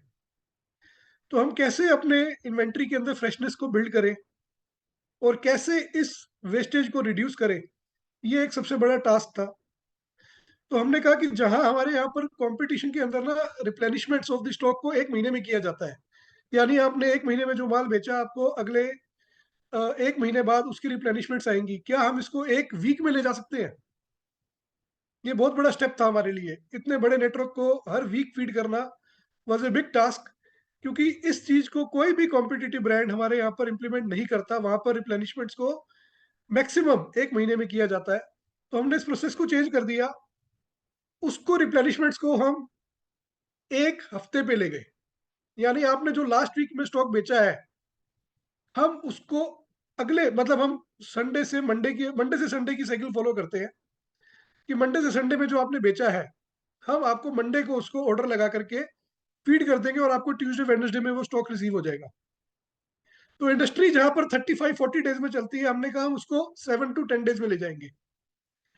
और मैं ये कह सकता हूं कि 99% स्टोर्स को हम with in 7 to 8 days feed करते हैं, कंटिन्यूसली फीड करते हैं, हर वीक फीड करते हैं। और इससे होता क्या है, हमारे इन्वेंट्री की फ्रेशनेस बहुत अच्छी बिल्ड हो जाती है। 10 दिन पुराना प्रोडक्ट वेयर हाउस से निकला हुआ स्टोर पे अवेलेबल होता है। इससे अच्छा सिनेरियो क्या हो सकता है, आप सोच के देखिए। तो सबसे बड़ी जो हमने रिड्यूस करी वेस्टेज अपनी, वो अपनी इन्वेंट्री की रिड्यूस करी। और जब हमने ये किया, तो सबसे बड़ा चैलेंज ये था कि हम अपने वेयर हाउस को कैसे इक्विप करें कि वो 100% स्टोर्स को एवरी वीक फीड करे। और हमारा वेयर हाउस में भी ना, मैं आपको बोलूंगा कि बड़ी लीन सी टीम है। 2 मैनेजर्स हैं, जिनमें से एक वेयर हाउस हेड है और एक उनके मैनेजर है, और उसके बाद सारी लेबर ही है। तो कोई बहुत बड़ी टीम हमने बिल्ड नहीं कर रखी वहां पर। और मैं ये कह सकता हूँ कि 100% स्टोरों को हम फीड करते हैं हर हफ्ते। और ये करने से हम अपनी इन्वेंट्री लेवल्स, जो इंडस्ट्री के अंदर एक्सेप्टेड इन्वेंट्री लेवल्स 6 महीने के हैं, आज हम 2 महीने से नीचे ऑपरेट कर रहे हैं। और जब हम 2 महीने से नीचे ऑपरेट कर रहे हैं, तो हमारी freshness at the store is maximum and the best in the industry. And second, हमारी wastage in terms of financial investment is best in the industry. So ये सबसे बड़ी वेस्टेज थी, जिसने हमारे को एक बहुत बड़ा कॉम्पिटिटिव एज बिल्ड करने में हेल्प किया। जब हमने ये किया, तो इसी के साथ साथ ट्रांसपोर्टेशन वेस्टेज को हमने बहुत रिड्यूस किया। जब आप ये करते हो, तो क्या होता है कि आपका टू एंड फ्रो, मतलब एक तो माल जो आप भेज रहे हो और दूसरा माल जो होता है जो वापसी आता है, वो फ्रो वाला यानी रिटर्न प्रोसेस बहुत कम हो गया। अगर मैं आपको इंडस्ट्री की बेंचमार्किंग दूं, तो हमारे यहाँ पर कहा जाता है कि अगर आपकी 23-24% आपका इन्वेंट्री आपको वापसी आता है विद सीजन, सीजन रहते हैं हमारी इंडस्ट्री में। एक स्प्रिंग समर रहता है, एक ऑटम विंटर रहता है, एक फॉल विंटर रहता है। 3 सीजन फॉलो करती है हमारी इंडस्ट्री। तो ये कहा जाता है कि अगर स्प्रिंग समर का 25% स्टॉक आपका वापसी आता है, तो एक अच्छा बेंचमार्किंग है जो सारी कंपनीज फॉलो करती है। सिमिलरली ऑटम विंटर का 25% स्टॉक वापसी आता है, तो ये एक अच्छी नंबर है जो सारी कंपनीज फॉलो करती है। हैंसफोर्थ मैं आपको ये बताऊंगा कि हमारी जो रिटर्न है परसेंटेज इज लेस देन 5%। यानी हमने जो स्टॉक बिक बेच दिया ना, वो बिक जाता है, वो वापसी आने की नौबत नहीं पड़ती। अब वो नौबत क्यों नहीं पड़ती? क्योंकि आप ना एसक्यू लेवल पे आप उसको बड़ी क्लोजली मॉनिटर करते हो। और आपने क्या किया, आपने ना इन्वेंट्री के अंदर भी, इन्वेंट्री 2 पार्ट की होती है स्टोर के ऊपर। एक वो जो फास्ट सेलिंग इन्वेंट्री है, एक वो जो स्लो सेलिंग इन्वेंट्री है, और एक तीसरी जो एक बहुत ही स्लो सेलिंग या डेड इन्वेंट्री है। हमने क्या किया, अपनी फास्ट इन्वेंट्री का स्टॉक बिल्ड किया और उसके लेवल्स को बढ़ा दिया। जो मीडियम लेवल की इन्वेंट्री थी, उसको हमने रिड्यूस किया, और डेड इन्वेंट्री को हमने सिस्टम से एलिमिनेट कर दिया, खत्म कर दिया, और उसी को रिप्लेस कर दिया फास्ट इन्वेंट्री से। तो इससे फायदे क्या हुए? इससे फायदे ये हुए कि आपकी सेल बढ़ गई। इससे फायदा क्या हुआ कि आपका फ्रेंचाइजी की प्रॉफिटेबिलिटी बढ़ गई। इससे फायदा क्या हुआ? आपकी कंपनी की प्रॉफिटेबिलिटी बढ़ गई। So this is about the wastage. Nilesh ji, I hope I was able to answer the question. अरे सर, आपने जो आंसर दिया ना, कुछ लोग तो इतने हैरान हो गए अभी कि सोच ही नहीं सकते। 25% to 5%, 6 महीने से 2 महीने से लेस, बहुत जगह पे तो आपका 1 महीने में टर्न अराउंड हो रहा है। एक हफ्ते में आप सब कुछ मैनेज कर रहे हैं। 150 से ज्यादा सेंटर्स पे, और 4 स्टाफ है सिर्फ वहां पर जहां पर आपका वेयर हाउस है। इतने कम स्टाफ में इतना, और कोई भी आदमी यहाँ पे एक्स्ट्रा काम नहीं करता है। खास बात मतलब ब्रिज, यहाँ पे कोई भी आदमी 10 मिनट भी एक्स्ट्रा काम नहीं करता है।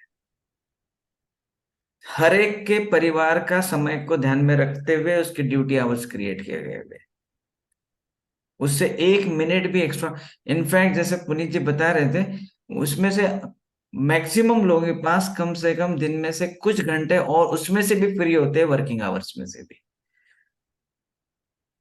तो अभी मैं आप लोगों के सवालों के लिए ओपन करना चाहता हूं कि आपके बहुत सारे सवाल होंगे, मेरे और भी बहुत सारे सवाल हैं, लेकिन मैं चाहता हूं कि कुछ लोग, और आपको और एक खुशखबरी सुना दूं कि इसके बाद और भी बहुत कुछ क्रिएट होने वाला है। हम जब एक्चुअली जैसे जैसे नजदीक जाएंगे, आपको और भी कुछ नई चीजें आपको बताएंगे।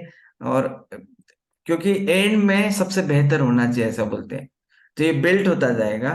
तो आपको कोई भी लाइफ की इमरजेंसी आए, तो आप उसको 1 घंटा सिर्फ रोक लेना, ताकि आप एग्जैक्टली उसको बेनिफिट कर पाए। सबसे पहले एक क्वेश्चन आया था, गौरव बाबा जी है कॉल पे, तो इलेक्ट्रॉनिकली हैंड रेज कर सकते हैं। उन्होंने कुछ सवाल पूछना चाहते थे। अ, शायद गौरव सर नहीं है। सो गीतांजलि, मैं आपको मौका दे रहा हूँ सवाल पूछने का। मैं आपको अनम्यूट कर दूंगा, आप सवाल पूछ सकते हो। Thank you, Nilesh sir, for this opportunity, and what a fantastic, inspiring example of both of the entrepreneurs.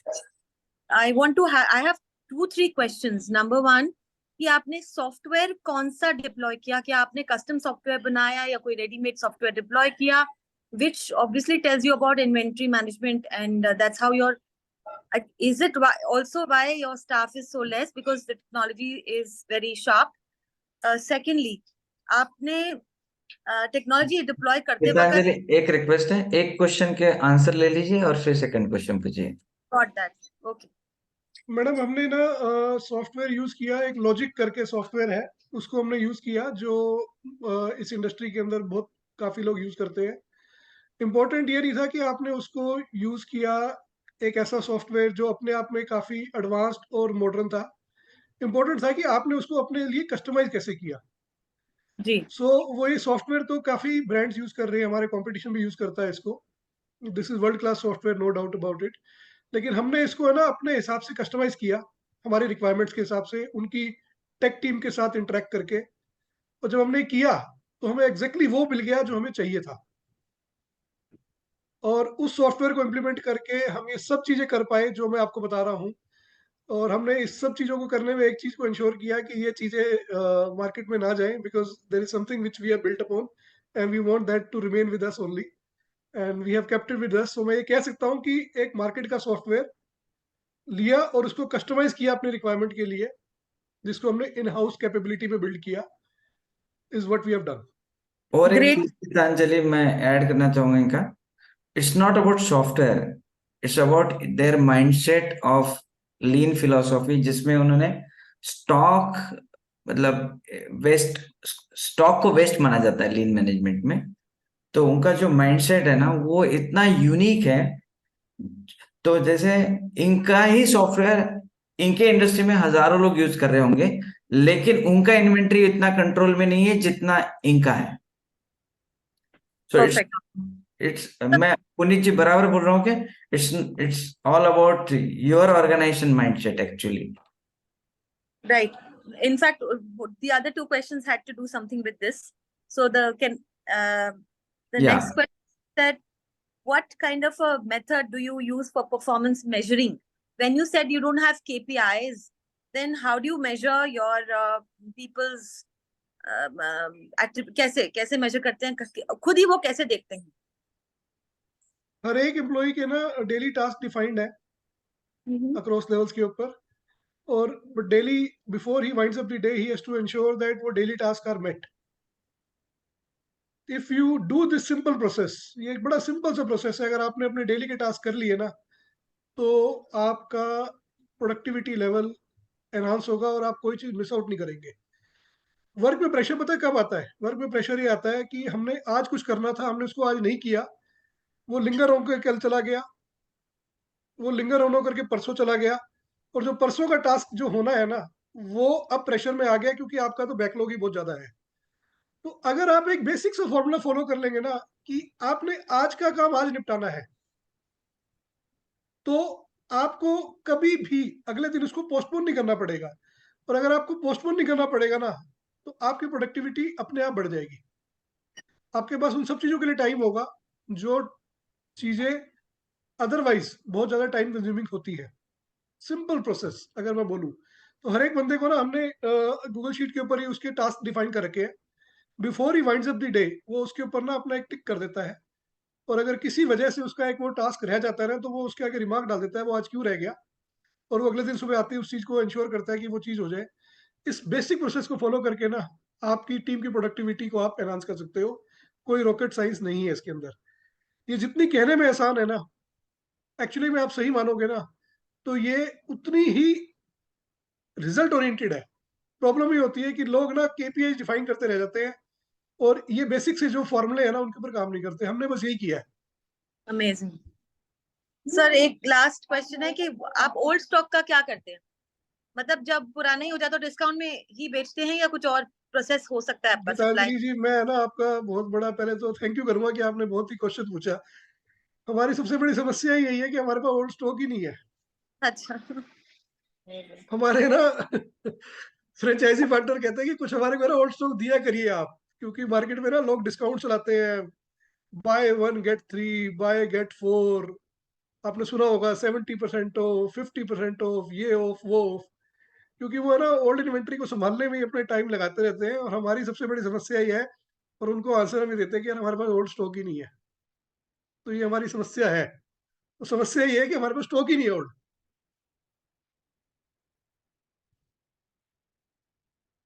Thank you very much. मैं राजेश पटेल जी को अनम्यूट कर रहा हूँ। राजेश जी, आप सवाल पूछ सकते हैं। सर नमस्कार। नमस्कार सर।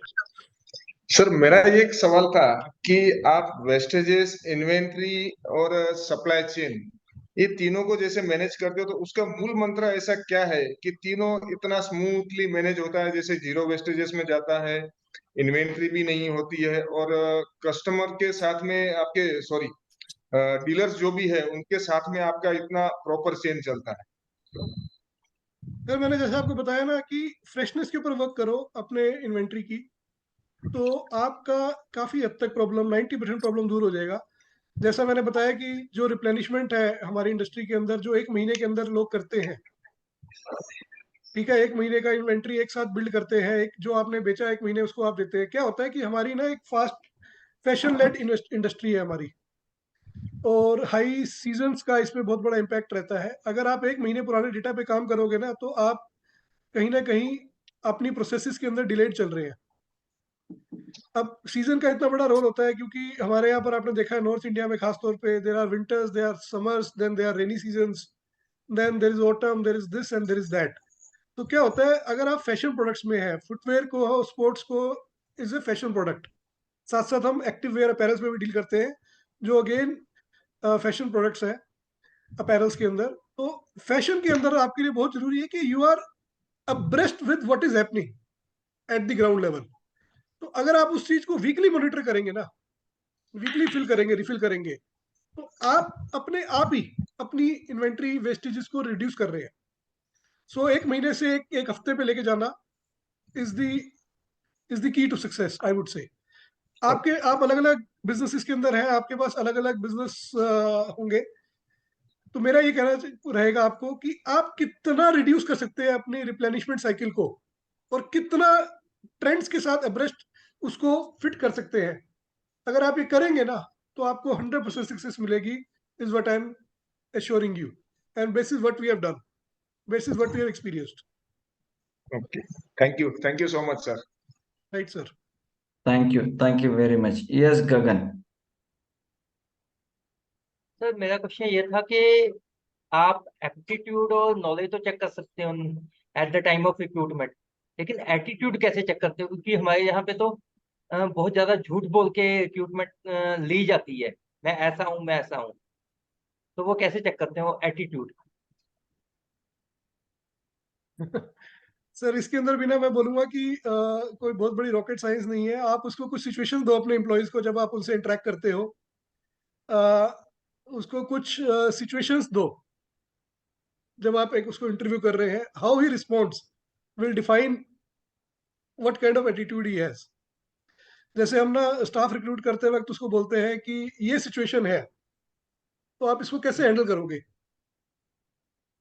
ये सिचुएशन है, भाई आप आ गए तो आप इसको कैसे हैंडल करोगे। कस्टमर आपके सामने ये प्रॉब्लम लेके आया तो आप इसको कैसे रिजोल्व करोगे। जब आप उसको 2-3 सिचुएशंस देते हो और उस 2-3 सिचुएशंस में वो आपको रिस्पॉन्ड करता है, तो आप अपने एक्सपीरियंस के बेसिस पे उसको जज कर लेते हो कि वो किस फ्रेम में जा रहा है। और जब आप इस चीज़ को कंटिन्यूअसली फॉलो करते हो तो धीरे-धीरे आपको अपनी चीज़ का आंसर मिल जाता है।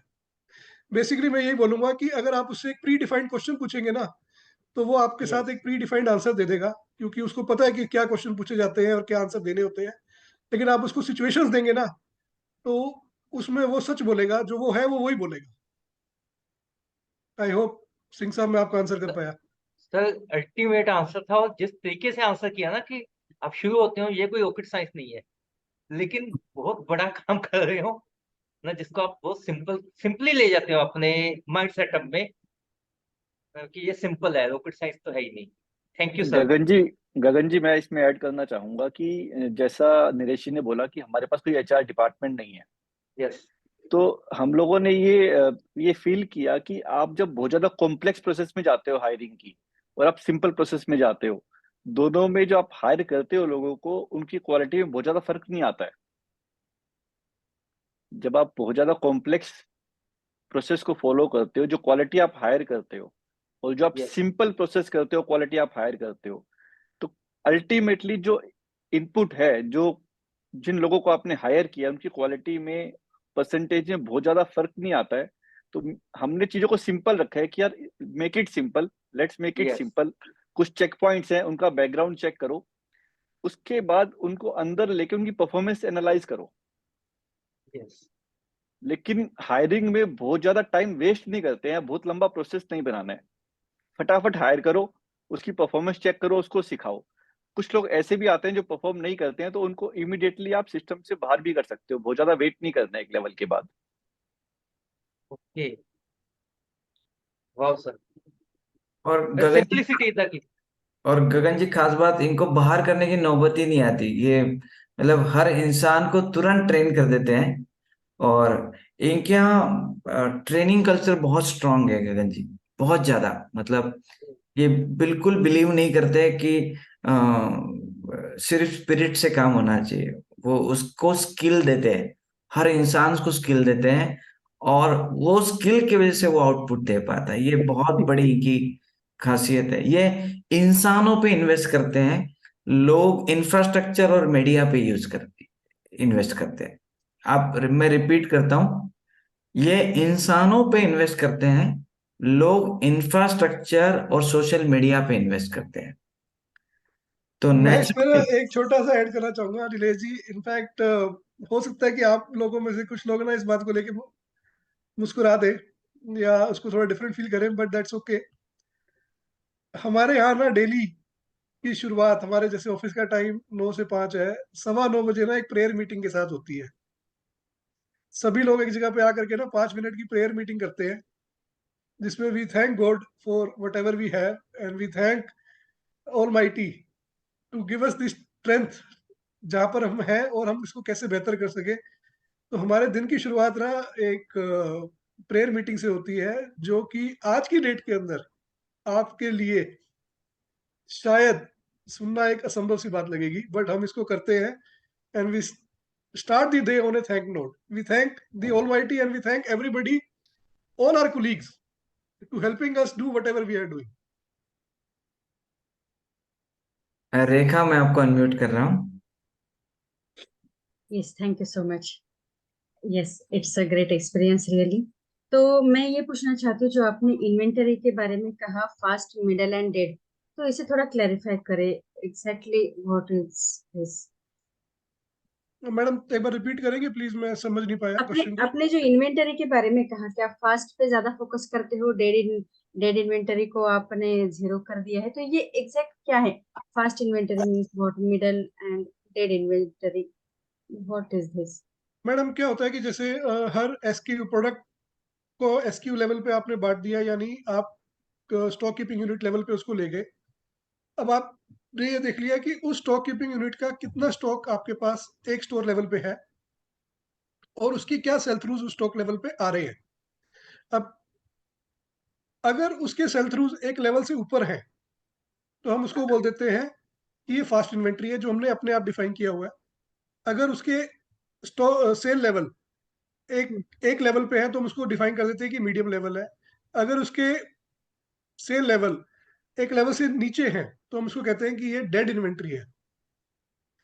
तो हमने वो 3 लेवल डिफाइन कर दिए अपने यहाँ पर, ठीक है। यानी हमने बोला कि अगर हमारे यहाँ पर क्या होता है, कॉम्प्लेक्सिटी क्या है शू इंडस्ट्री में खास तौर पे, जैसे एग्जांपल दूं मैं आपको, मोबाइल फोन है, ठीक है। तो मोबाइल फोन तो एक मोबाइल फोन है, ये एक मोबाइल फोन है, ये एक एसकेयू है, इसमें कोई साइजेस नहीं है। हमारे केस में क्या होता है, इसके साइजेस होंगे, यानी शू के एक साइज होंगे, स्मॉल होगा, मीडियम होगा, लार्ज होगा, एक्सेल होगा, या उसको हम साइज बोलेंगे तो 6 नंबर का होगा, 7 नंबर का होगा, 8 नंबर का होगा, 9 नंबर का होगा, 10 नंबर का होगा, 11 नंबर। तो एक एसक्यू अपने आप में एक एसक्यू नहीं है, उस एसक्यू के साथ 6 और क्वांटिटी जुड़ी हुई है। तो हम ये कहते हैं कि हम एक बारी मान के चल रहे हैं कि हमने उसको सारे एसक्यूज दे दिए एक स्टोर लेवल पे, जो हमको उसको देने हैं। अगर वो पूरा स्टॉक होने के बाद उसके अंदर एक लेवल से नीचे की परफॉर्मेंस कर रहा है, तो इसका मतलब ऐसे वाले प्रोडक्ट की वहां पर एक्सेप्टेंस नहीं है। तो आप इस प्रोडक्ट को उस स्टोर के लिए, सिर्फ उस स्टोर के लिए डेड इन्वेंट्री डिफाइन कर दो, और इस स्टॉक को या उससे रिलेटेड स्टॉक को हटा दो, वहां से बिल्कुल 0 कर दो। अब इसके अवज में आप क्या करोगे, अब आपने कहा कि ये स्टॉक लेवल वहां पर एक अच्छे लेवल पे परफॉर्म कर रहा है, प्रोडक्टिविटी इसकी ऐसी आ रही है कि हर हफ्ते इसकी सेल आ रही है, इसकी इन्वेंट्री और इससे रिलेटेड प्रोडक्ट की इन्वेंट्री को बिल्ड कर दो, बढ़ा दो। तो आपने क्या किया कि जो फास्ट मूविंग इन्वेंट्री थी उसका स्टॉक बढ़ा दिया, और जो स्लो या मीडियम डेड इन्वेंट्री थी उसको आपने हटा दिया।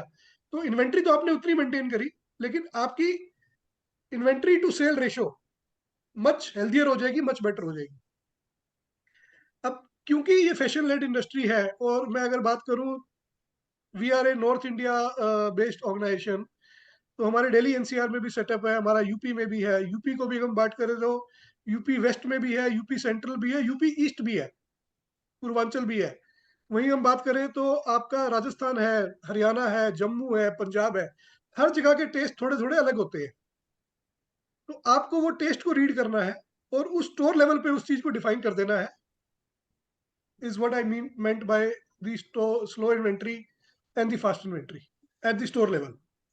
ओके, जिसका सेल ज्यादा है, जिसकी डिमांड ज्यादा है, उसे आप ज्यादा बिल्ड कर देते हैं, और उस स्टोर पे जिसका सेल लेवल कम है उसको हम हटाते ही 0 कर देते हैं वहां से।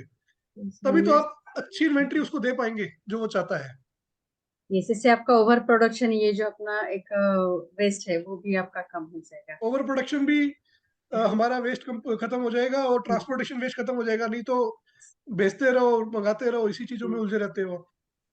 या clear, thank you so much. Actually क्या होता है मैडम, आपने सुना होगा कि 20% of the stock lead to 80% of the sales, and 80% of the stock lead to 20%। ये एक सच्चाई है, ये एक वेल प्रूवन फॉर्मूला है। इस चीज को ग्राउंड पे इंप्लीमेंट कैसे करते हो is what it is about. कि अगर 20% स्टॉक आपका 80% सेल कर रहा है ना, तो उस 20% स्टॉक को ही बिल्ड करो आप, वो 80% आपका 100% बन जाएगा, और जो 80% जो सिर्फ 20% कर रहे हैं ना, उसको हटा दो। सर, छोटा सा यूनिक सवाल एक ने मुझे अभी भेजा है। आपका इन्वेंट्री कितना रिड्यूस हुआ है और टर्नओवर कितना बढ़ा है? क्योंकि आपके केस में दोनों भी चीज हुई है।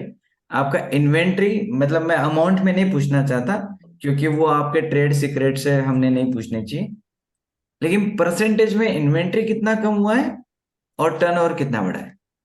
तो अगर मैं बात करूं तो इन्वेंट्री हमारा रिड्यूस हुआ है लेवल्स अबाउट 55% हमने इन्वेंट्री रिड्यूस किया है।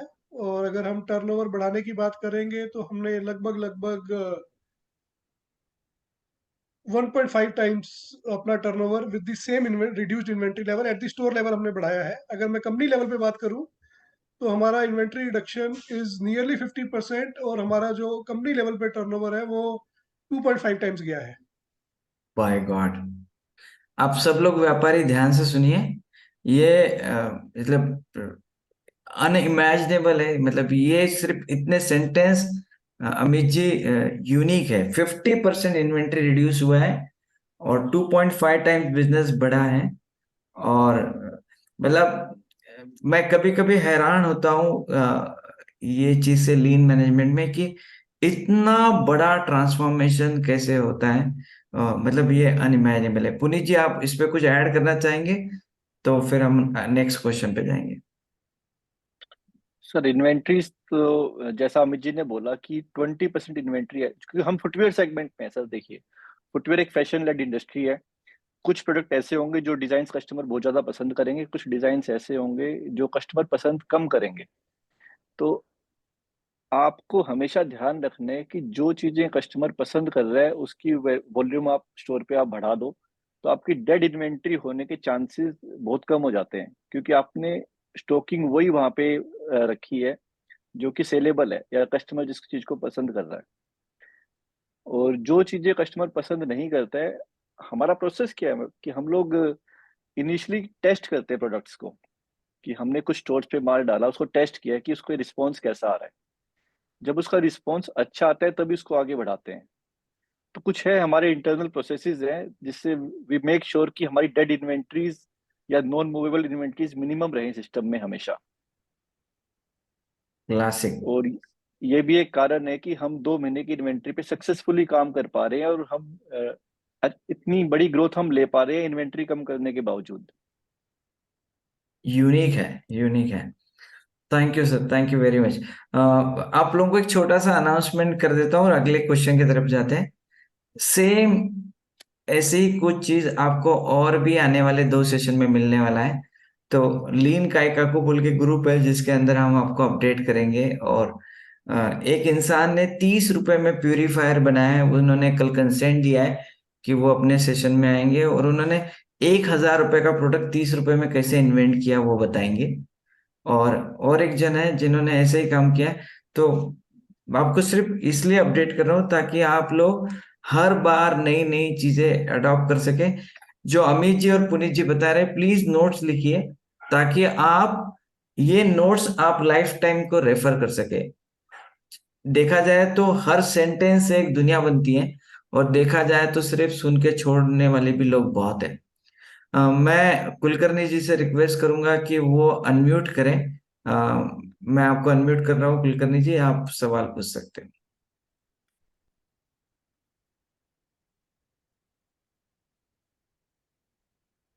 कुलकर्णी जी, अनम्यूट कीजिए।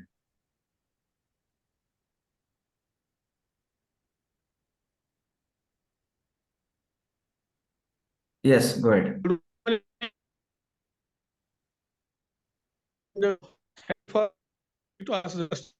मेरा how to minimize remove the reluctance to adopt new technology. जब भी हम कलीग से बात करते हैं तो उसका रिलक्टेंस रहता है, प्लीज उस पर इलेबोरेट करें। Thank you. उनका सवाल है अमित जी कि लोग जो रिलक्टेंस होता है, कुलकर्णी जी बहुत बड़े भक्त है लीन मैनेजमेंट के, और फार्मासिस्ट एसोसिएशन में बहुत कोशिश कर रहे हैं कि वो लोग इसको अडॉप्ट करें, और उनको बहुत स्ट्रगल होता है कि वो लोग ले नहीं रहे हैं। मतलब ये नई चीज को लेना नहीं चाहते। तो आपसे वो जानना चाहते हैं कि ये आपने आपके स्टाफ को या इन लोगों के जो अपोजिशन को तो उसको कम करने के लिए क्या खास बात की? सर पहला तो आंसर इसका ये है कि ये एक ना कंटिन्यूस प्रोसेस है। अगर आप आज कुछ करने की सोचेंगे तो शायद एकदम में चीजें नहीं होंगी। आपको एक कंटिन्यूस डायलॉग अपनी टीम के साथ मेंटेन करना है ताकि टीम का माइंड फ्रेम उसी तरीके से रहे। पहली चीज। दूसरी चीज, जब भी आप कुछ नया इंप्लीमेंट करने के लिए प्रयास करते हैं ना, हमने ये देखा कि सबसे बड़ी दिक्कत कहाँ आती है। जब अगर डाउनलोड ये होता है ना कि ये टॉप मैनेजमेंट से आया है, ये करना है, वहां सबसे बड़ा इशू आता है। क्योंकि नीचे जो टीम मेंबर होता है ना, वो कहता है यार ये क्या नया चीज आ गया, मुझे ये भी करना है।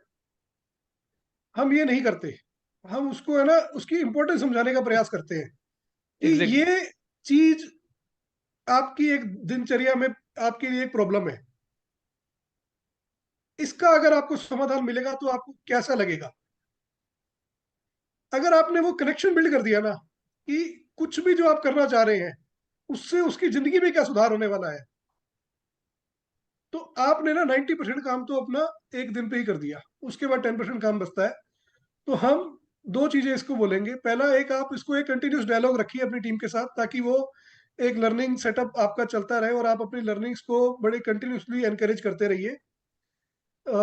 वन सेकंड, आप कोई भी चीज नहीं इंप्लीमेंट करते हैं ना, आप उसको टॉप डाउन अप्रोच की तरीके से डाउनलोड मत दीजिए। आप उसके बेनिफिट्स समझाइए अपने टीम मेंबर को कि how this is going to help him, उसकी क्या रिक्वायरमेंट होगी, या उसकी प्रोडक्टिविटी बढ़नी चाहिए, या उसका ईज होना चाहिए, उसके एफर्ट्स कम हो और उसकी प्रोडक्टिविटी बढ़े। यही तो चाहता है ना कोई बंदा। अगर वो चीज उसका आंसर है तो वो अडोप्शन अपने तहे दिल से करेगा और उसकी एक्सेप्टेंस बहुत अच्छी आएगी। So this is what we try to follow. Amit ji, इसलिए उन्होंने सवाल भी Thank you, इसलिए sir. किया Thank you. Thank कि you. फार्मेसी इंडस्ट्री में अभी 96,000 करोड़ हर साल वेस्ट हो रहा है सर, अपने हिंदुस्तान का। और वो लगे हुए हैं कुलकर्णी जी और म्हात्रे जी कि सारे फार्मासिस्ट इस फिलॉसफी को फॉलो करके जीरो वेस्ट पे आए। मैं अमर को अनम्यूट कर रहा हूँ। अमर, आप सवाल पूछ सकते हो। थैंक यू नीलेश जी। पहले बात तो मैं अमित जी और पुनीत जी का ना धन्यवाद करना चाहूंगा कि उन्होंने बहुत सारे एस्पेक्ट्स को कवर किए बिजनेस के। जैसा मैं बोलता हूँ आपको कि बिजनेस का सक्सेसफुल होने के 2 P's होते हैं, एक होता है प्रोडक्ट और एक पीपल। आपने दोनों एरिया को कवर किया। बिजनेस मॉडल है आपका, उसको कवर किया। आपका कल्चर कैसा है ऑर्गेनाइजेशन को, उसको कवर किया। लोगों के प्रति आपका कैसा है थॉट प्रोसेस है, उसको कवर किया। मेरे 2 प्रश्न हैं, इसका पहले का आंसर पुनीत जी ने कर दिया है, जो which was around the product and innovation area, कि आपने बताया कि किस तरह आप टेस्टिंग करते हैं एक स्मॉल प्रोडक्ट, नए प्रोडक्ट को मार्केट में, and then you decide how to go large scale.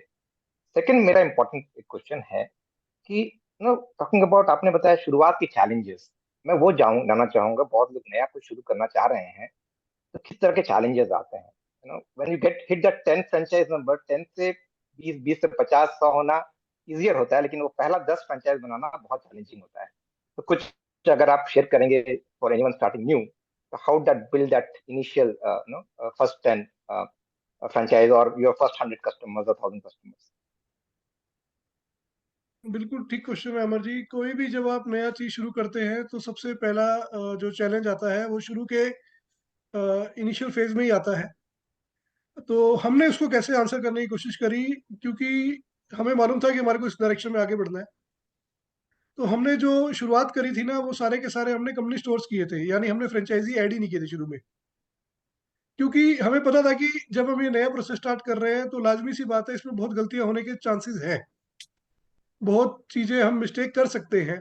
तो अगर हम शुरुआती दौर पे किसी फ्रेंचाइजी पार्टनर को ऐड कर देंगे ना, तो क्या होगा कि आपकी गुडविल काफी रोल प्ले करती है, क्योंकि जब आप गलतियां कर रहे हो शुरू में तो आपके अगेंस्ट थोड़ा सा नेगेटिव वर्ड ऑफ माउथ भी जा सकता है मार्केट में। तो हमने शुरू में प्रोसेस ये बनाया था कि इनिशियल पीरियड के अंदर ना हम किसी थर्ड पर्सन को, फ्रेंचाइजी को सिस्टम में इन्वॉल्व ही नहीं करेंगे। हम कंपनी स्टोर्स के ऊपर ही काम करेंगे, ताकि जो भी गलती हमने करनी है ना वो हम अपने लेवल पे कर लें। जब हमने उससे सीख लिया, कर लिया, अपने सिस्टम्स को रोबस्ट बना दिया और समझ आ गया कि अब करना क्या है, तब हमने मार्केट ओपन करी अपने पार्टनर्स को इनवाइट करने के लिए, कि जब वो आए हैं, जब वो अपनी इन्वेस्टमेंट कर रहे हैं हमारे साथ, तो अब उनको तो प्रॉफिटेबिलिटी चाहिए, they don't want any hiccups. तो हमने बस ये छोटी सी प्रोसेस किया था कि जो भी लर्निंग पीरियड था, जो किसी के लिए भी होता है, उसको हम इन हाउस हैंडल करेंगे, इन हाउस ही उसको टैकल करेंगे। लेकिन जब हम मार्केट में जाएंगे तो हमारे सिस्टम प्रोसेसेस बिल्कुल रोबस्ट होंगे और उसमें एरर की स्कोप नहीं होगी, या ना के बराबर होगी। बिल्कुल। तो बेसिकली आप क्वालिटी मेंटेन कर सकते हैं अपने हिसाब से जैसा आप चाहते हैं, और आपको करेक्ट, लर्निंग भी हो जाता है उससे। दोनों करेक्ट, चीजें आप जब शुरुआत करेक्ट। में। Thank you so much, thank you very much. All the best आप दोनों को और सबको आपके थैंक यू, बिजनेस के लिए, थैंक यू आपकी Amar Puri ji. Company. Thank you Amar, really बहुत आपने सही पूछा। क्योंकि जनरली लोग सक्सेस स्टोरी जानना चाहते हैं, बहुत कम लोग होते हैं जो एक्चुअली बैकग्राउंड में जो उन्होंने मेहनत की है उसको जानना चाहते हैं। तो आपका सवाल बहुत ही एम्पावरिंग था, क्योंकि आपने बैकग्राउंड की मेहनत को जानने की कोशिश की है। मैं चाहता हूँ कि MSN लिखा है, लेकिन मैं आपका नाम नहीं समझ पा रहा हूँ। सर मेरा नाम मधुसूदन है। Go ahead Madhusudan.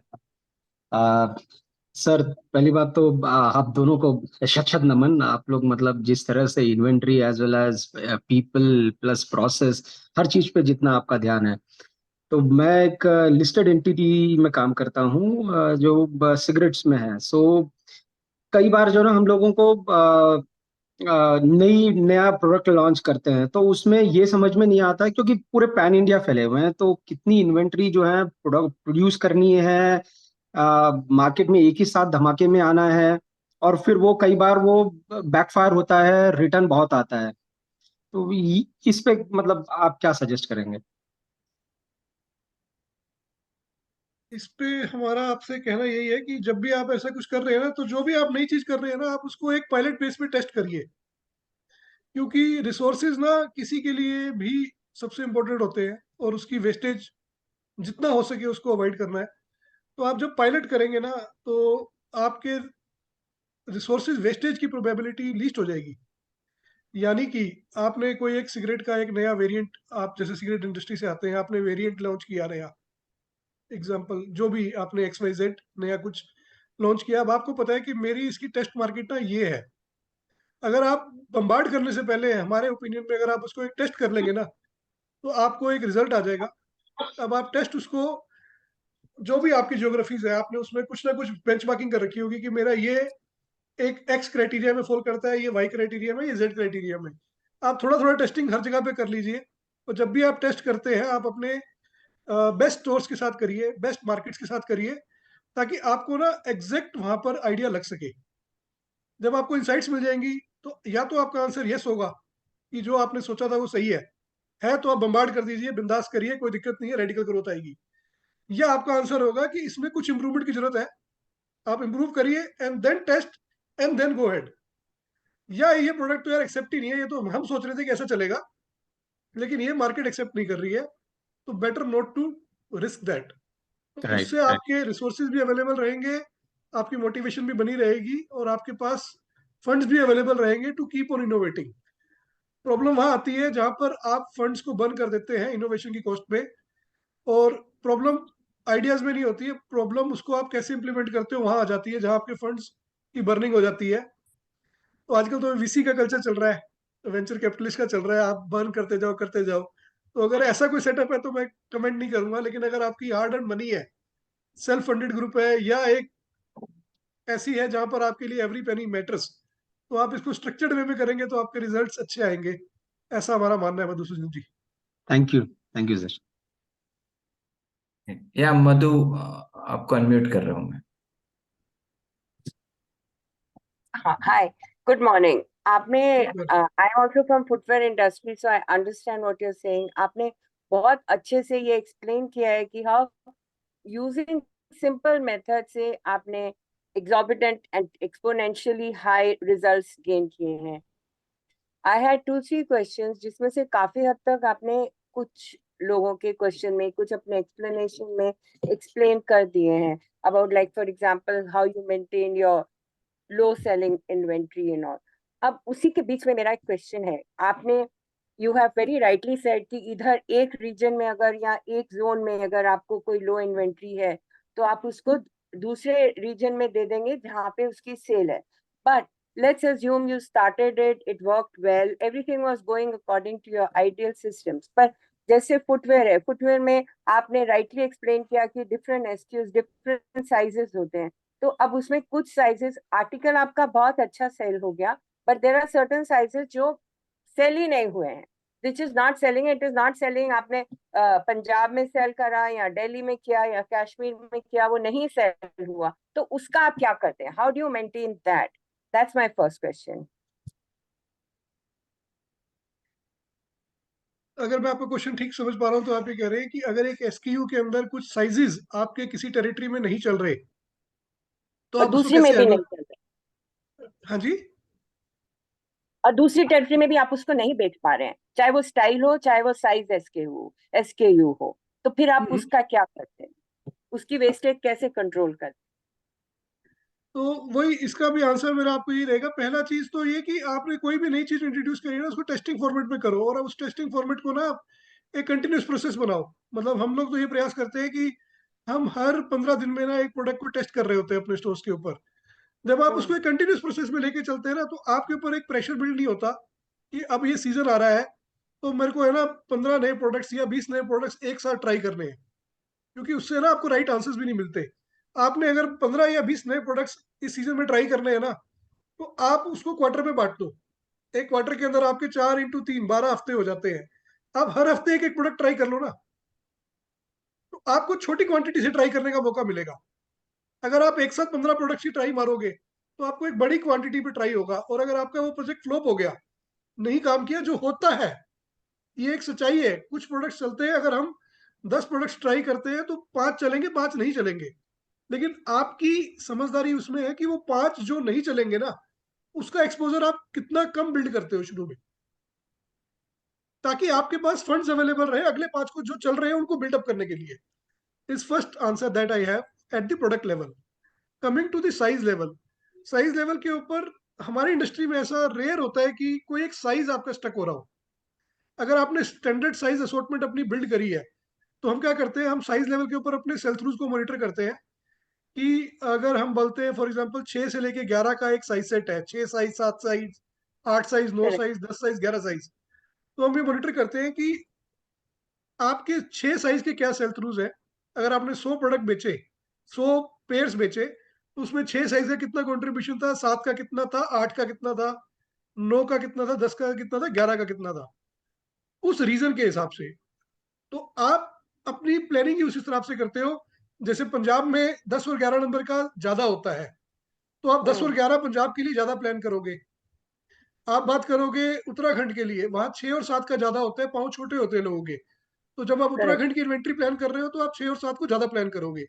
तो अगर आप सेल थ्रूज के बेसिस पे अपनी प्लानिंग को ले जाओगे ना, रीजन स्पेसिफिक, तो इसके चांसेस काफी हद तक कम हो जाएंगे और आपकी ये वेस्टेज नहीं होगी। और एक चीज ऐड करना चाहूंगा अमित जी आपके इसमें। मधु, इनका ना पीडीसीए बोल के एक टूल होता है लीन का, इनका बहुत स्ट्रांग है। ये लोग प्लान डू चेक एक्ट बहुत स्ट्रांग करते हैं। और एक टूल होता है FMEA, failure mode effect analysis. तो अमित जी है ना, पहले फेलियर को बहुत जल्दी भाप लेते हैं, मतलब फेलियर होने के बाद नहीं नोटिस करते हो, वो फेलियर होने से पहले उनको नोटिस करने की बहुत जल्दी आदत है। तो आप कुछ अगर सिस्टम्स ऐसे डेवलप करते हो तो उससे आपके फेलियर के चांसेस बहुत कम होते हैं। और अमित जी ने एक जवाब भी दिया था पीछे, उनके पास अभी डेड स्टॉक है ही नहीं,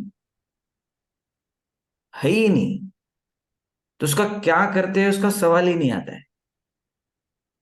दे Okay. Don't have. Yeah, okay. और Thank you so much. And my second question is, आपने जैसे like I had another question, but while after listening to your answers, तो मैंने वो question को modify कर दिया है। My question है कि आपने जैसे अपने आप को प्रमोट करने के लिए आपने पहले स्टोर स्टार्ट किए। I run a buying house since 1994 where I place orders with the exporters and I also started my own brand. और मैंने e-commerce में कई जगह बेचा था उसको as my own brand। अब मेरा क्वेश्चन आपसे ये है कि अगर कोई इंसान उसको कोई एंटरप्रेनर उसको नहीं चाहता है कि स्टोर्स खोलो पहले, बिकॉज आज की डेट में may be my calculation is wrong कि अगर आप स्टोर खोल रहे हो तो उसकी इन्वेस्टमेंट बहुत हाई होती है, एंड मे बी आपने आज उस टाइम किया और आपका स्कीमिंग, आपका प्लानिंग, आपका स्ट्रेटजीज बहुत अच्छे थे, so with the result you made a very good success and moreover use simpler systems to achieve your results। तो अगर आज की डेट में कोई करे, आप जैसे कोई मीडिया प्रमोशन नहीं करते हैं, आप वो नहीं करते हैं, तो आप उसके लिए क्या सजेस्ट करते हो? मैं मैडम आपका क्वेश्चन रीड नहीं कर पाया, प्लीज अगर आप रिपीट कर सके तो। हाँ, मेरा क्वेश्चन है कि लाइक जैसे आपने स्टार्ट किया अपना business by opening some test stores initially. Correct. अब हर आदमी में उतना कैपेसिटी नहीं है या उतना ब्रेन नहीं है या उतनी स्ट्रैटेजी प्लानिंग डीप नहीं कर सकते कि वो स्टोर्स के साथ स्टार्ट करें।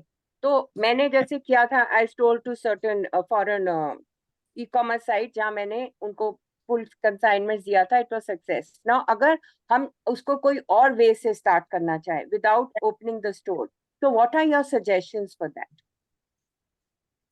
अगर आप स्टोर्स नहीं खोलना चाहते हैं फॉर द रीजंस जैसा आपने बताया कि ये इन्वेस्टमेंट लेड मॉडल है, डेफिनेटली, तो आप अगर ई कॉमर्स में भी अपनी एंटिटी बिल्ड कर रहे हैं तो वो भी एक अच्छा मैकेनिज्म है, लेकिन उस पे मतलब मैंने बहुत ही कम कंपनीज देखी है कि ई कॉमर्स पे ना आप प्रॉफिटेबिलिटी ड्राइव कर सकते हैं, एटलीस्ट मैंने कम देखी है, क्योंकि उसके चैनल कमीशंस बहुत हाई हैं, उसके रिटर्न परसेंटेजेस बहुत हाई होते हैं कस्टमर के, देयरफॉर आपकी इन्वेंट्री की वेस्टेज बहुत ज्यादा होती है। तो क्या होता है कि ई कॉमर्स के अंदर ना आपको सब कुछ ग्लोरियस लगता है, बड़ा ग्लैमरस लगता है कि आपने ना आज इतनी वॉल्यूम अचीव कर ली, इतनी आपने x number of turnover achieve कर ली, आपको बहुत अच्छा लगता है जब आपकी इन्वेंट्री शिप आउट हो रही होती है। जब आप आखिरी में रिको करते हैं कि मेरा तो इतना परसेंटेज रिटर्न आ गया, ये मेरे क्लोबैक्स लग गए, तो आपको लगता है कि यार मेरे पीएनएल के ऊपर ना इसका काफी बड़ा एक इम्पैक्ट पड़ गया। तो मेरा आपको सजेशन ये रहेगा कि अगर आप एक ई कॉमर्स जो एक आज की डेट में बहुत ही लुक्रेटिव लगता है किसी को भी, उसको एक बार इवेल्युएट कर लीजिए आप कि कितना आपके मार्केटिंग स्पेंड्स उसके ऊपर होने वाले हैं, कितना आप उस पर बर्निंग करने वाले हैं अपने परफॉर्मेंस मार्केटिंग पे, कितने आपके रिटर्न परसेंटेजेस उस इंडस्ट्री के आते हैं। अगर फुटवेयर की आप बात करोगे तो आप जानते हैं कि करीब 23 से 24% किसी भी पोर्टल का, चाहे वो आप अमेजोन हो, चाहे मिंत्रा हो, चाहे फ्लिपकार्ट हो, 23 से 24% फुटवेयर का रिटर्न परसेंटेज है। अगर आप 23 से 24% की रिवर्स लॉजिस्टिक कॉस्ट आप उसमें बिल्ड करते हो अपने पीएनएल फॉर्मेट के अंदर, तो आपके पास ना आंसर आज ही होते हैं कि आप सही डायरेक्शन में जा रहे हो या नहीं जा रहे हो। कई लोग क्या करते हैं कि बस उस चीज को शुरू में इवेलुएट और एनालाइज नहीं करते, वो वॉल्यूम्स के साथ मोटिवेट हो जाते हैं कि हम इतनी वॉल्यूम निकाल पा रहे हैं, और जब वो फाइनेंशियल्स में बाद में आपको कैलकुलेशन बन के आती है तो आप कहते हो यार wow, I have burn so much of the money, was it worth.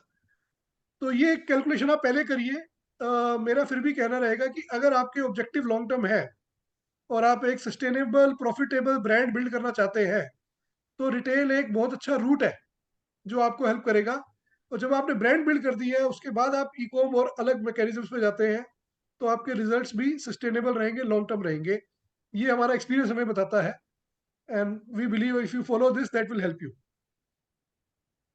या and thank you very much Amit ji, Puneet ji. बहुत सारे और भी सवाल है, लेकिन अभी हम एंड पे आ रहे हैं और कुछ लोगों के सवालों के जवाब नहीं मिले होंगे, लेकिन मैं उनके सवाल अपने पास मंगा लूंगा और आप तक भेज दूंगा ताकि आप उनके जवाब उनको ईमेल से या व्हाट्सएप से मैं उनको फॉरवर्ड कर सकूं। लेकिन मैं इस प्रोग्राम का एंड इस तरह से करना चाहता हूं कि जिस तरह से आप सब लोगों ने पार्टिसिपेट किया, बहुत बहुत शुक्रिया। क्योंकि सवेरे सवेरे नए लर्निंग के लिए बहुत कम समय निकालते हैं। मैं स्पेशल धन्यवाद देता हूँ अमित जी, पुनीत जी आपको कि आपके पूरे एंटायर 500 लोगों के टीम ने नए लर्निंग को जैसे अडॉप्ट किया है, ऐसे मैंने हजारों ऑर्गेनाइजेशन देखे लेकिन आपकी जैसी ऑर्गेनाइजेशन नहीं देखी। जनरली लोग नए लर्निंग पे इन्वेस्ट नहीं करना चाहते, सारी चीजों पे इन्वेस्ट करना चाहते हैं। तो आपका ये ब्रांड और भी बढ़े और बेहतर बनता जाए और अच्छा बने, यही हमारी शुभकामना है। एट द सेम टाइम मैं आपको बता दूं कि नो वंडर अगर 2033 में फिर से मिले तो कैलसेटो शायद शायद वर्ल्ड का सबसे बड़ा ब्रांड बोल के जाना जाएगा, क्योंकि इतने अफोर्डेबल शूज, इतना अच्छा क्वालिटी, इतनी अच्छी टीम, 100% रिटेंशन, ये सारी बातचीतें ये सिर्फ सपना लगता है जो इन्होंने सच करके बताया। आपको एक रिक्वेस्ट है, लीन कायको ग्रुप पे आपके सारे लर्निंग्स को भेज दीजिए। मैं वो ग्रुप को आज ओपन कर दूंगा और आपके जितने लर्निंग्स हैं उस पर डाल दीजिए ताकि हमें पता चले कि आपने सुना। जब कोई डालता है अपने लर्निंग तो पता चलता है कि उसने बहुत कुछ सुना। मैं उम्मीद करता हूँ कि ये सेशन आपके लिए बहुत यूजफुल हुआ होगा। मैं कोशिश करूंगा, आपने मुझे बहुत इनकरेज किया है अमित जी, पुनीत जी, लीन मैनेजमेंट को दुनिया तक पहुंचाने के लिए। मैं कोशिश करूंगा जैसे आपकी इन्वेंट्री सेव हुई है, दुनिया में ज्यादा से ज्यादा व्यापारियों तक मैं उनके पैसे बचा सकूं। आपके एनकरेजमेंट के लिए मैं तहे दिल से लाइफ टाइम शुक्रिया अदा करता हूं कि इतना इनकरेजमेंट मुझे आज तक किसी ने नहीं दिया है जितना आप दोनों ने दिया है। नहीं मिला है, कभी नहीं मिला है। Thank you very much. आप, भगवान करे सिर्फ आपके जैसे ही कस्टमर मिलते रहे मुझे, और मैं ऐसा ही दुनिया में कुछ कर पाऊँ और आप जैसे लोगों से और मुलाकात करते रहूं। Thank you very much. मैं ओपन कर रहा हूँ प्लेटफॉर्म, आप अपने भाषा में धन्यवाद दे सकते हो इन दोनों को अनम्यूट करके। याद रखें, सब लोग एक साथ बात ना करें, एक एक करके करें। आप जैसे भी धन्यवाद देना चाहते हैं इन दोनों को, आप धन्यवाद दे सकते हो। ತುಂಬಾ ಅದ್ಭುತವಾಗಿತ್ತು. Really, it's a great session. Thank you. Puneet ji, Goyal, Amit ji, amazing personality. आपसे मिलकर, आपको देखकर सभी लोग इंस्पायर हुए और आपके गाइडेंस हमको आगे जाकर बहुत कुछ काम आएंगे और बहुत बहुत धन्यवाद. विल कीप इन टच और कभी भी हैदराबाद आना हुआ तो बताना, तो will be glad to honour you. Thank you. Thank you sir, thank you. Thank you. मैं नीलेश जी सिर्फ एक छोटी सी बात में कहना चाहूंगी. 4 साल पहले हम करनाल गए थे और हमने ये शोरूम देखा. हमने कभी इसका नाम नहीं सुना था, बट शोरूम इतना ऑर्गेनाइज था कि नाना करते भी हम शॉप के अंदर चले गए, नाना करते भी. और कोई हमारा शू लेने का प्लान नहीं था, बट उनका दिखाने का ढंग, variety and rates were amazing कि हम एक शू वहां से खरीद के ले आए. और जब भी मेरा बेटा वो शू डालता था ना, वो हमेशा कहता था मम्मा इसका कंफर्ट जोन ना सबसे बेस्ट है. ये 4 साल पुरानी बात है. और आज जब सेशन शुरू हुआ तो मैंने जाके चेक किया कि क्या ये वही ब्रांड है जिसके बारे में वो बोला करता था. यस, CLT उस पे लिखा हुआ है. That is the same brand. Thank you so much. Thank you so much. बहुत अच्छा लगा आपको सुन करके. या Rakesh. Yeah, hi. Yeah, Puneet ji, Amit ji, it was really amazing learning today, and मतलब goosebumps आ रहे हैं actually ना आप लोगों को सुन के really. And I would say कि आप लोग ना really सारे ना एक barriers आप लोगों ने break किए हैं. जैसे जनरली एक इंडस्ट्री में एक benchmark है, आप अपने वेस्टेज के बारे में बताया या अपने इन्वेंट्री की मैनेजमेंट के बारे में बताया. तो हर इंडस्ट्री के अपने बैरियर्स होते हैं. इतनी इन्वेंट्री चाहिए, इतनी वेस्टेज चाहिए. मतलब वो सारे बैरियर्स रियली आप लोगों ने ब्रेक किए हैं. मतलब I really salute. Thank you so much. Thank you so much. Yes, great morning. Actually, I first of all congratulate Abhijit ji and Puneet ji, and thank you to Nilesh ji too. We are we're inviting you to Karnataka, coastal Karnataka, Mangalore also, because your service is needed here. Yet people are purchasing very branded shoes here, but we are not getting good service. We are right now. Actually, I also having one bad experience with the Liberty. They are not ready to give the service to me. They are actually, my son bought one shoe that like 3 years back. The hardly 4 times he wore that shoe. Now that sole is now totally melted. I went there and asked them to replace. They said it's not one word answer. They are not ready to convince me also. The one word answer is we are giving only 3 months guarantee. Now it is 3 years. I said, okay, it's fine. It's not my fault that my son wore that shoe in only 4 occasion only in 3 years. But they're not ready to listen. Even I write the letter to the company also. At customer care, their also answer is same. That such a worst service is giving in corporate companies. I mean that what PM says that local, the situation is more impressing in India, and kind of entrepreneur like you is come up in the big way. Then only that customer will get the best service and best product and all. Really amazing this session. I'm congratulate you. I'm really heartfelt well to you. We'll all the thousands of outlets in India, and you make the history in Indian service sector. Thank you so much. Right, Amit ji and Puneet ji, it's been a really wonderful session. We want to see you becoming a legend at the global level. And Telugu में मैं बोलता हूँ, आप मेरे మొత్తం world की, you will become the best. In Andhra Pradesh and Telangana, there is one popular shoe mart which has been able to be affordable for the last 50 years. I mean, right? And I really want you to explore more. Okay. Thank you very much. Thank you. Nilesh ji, Thank you. good morning. Thank you. Hello. Nilesh ji, yeah. Thank Ma'am. Hello. Thank you sir. Go ahead Ritu. Nilesh ji, सबसे पहले तो सही दिल से thank you so much for bringing this on. मेरा एक सवाल था पुनीत बाबू से। पुनीत बाबू नमस्कार, मेरा नाम रितु अग्रवाल रितु, है। आप सवाल मुझे भेजो, मैं भेज देता हूँ। अभी सिर्फ थैंक यू का टाइम है। बहुत सारे लोग एक्नॉलेज करना चाहते हैं हमको।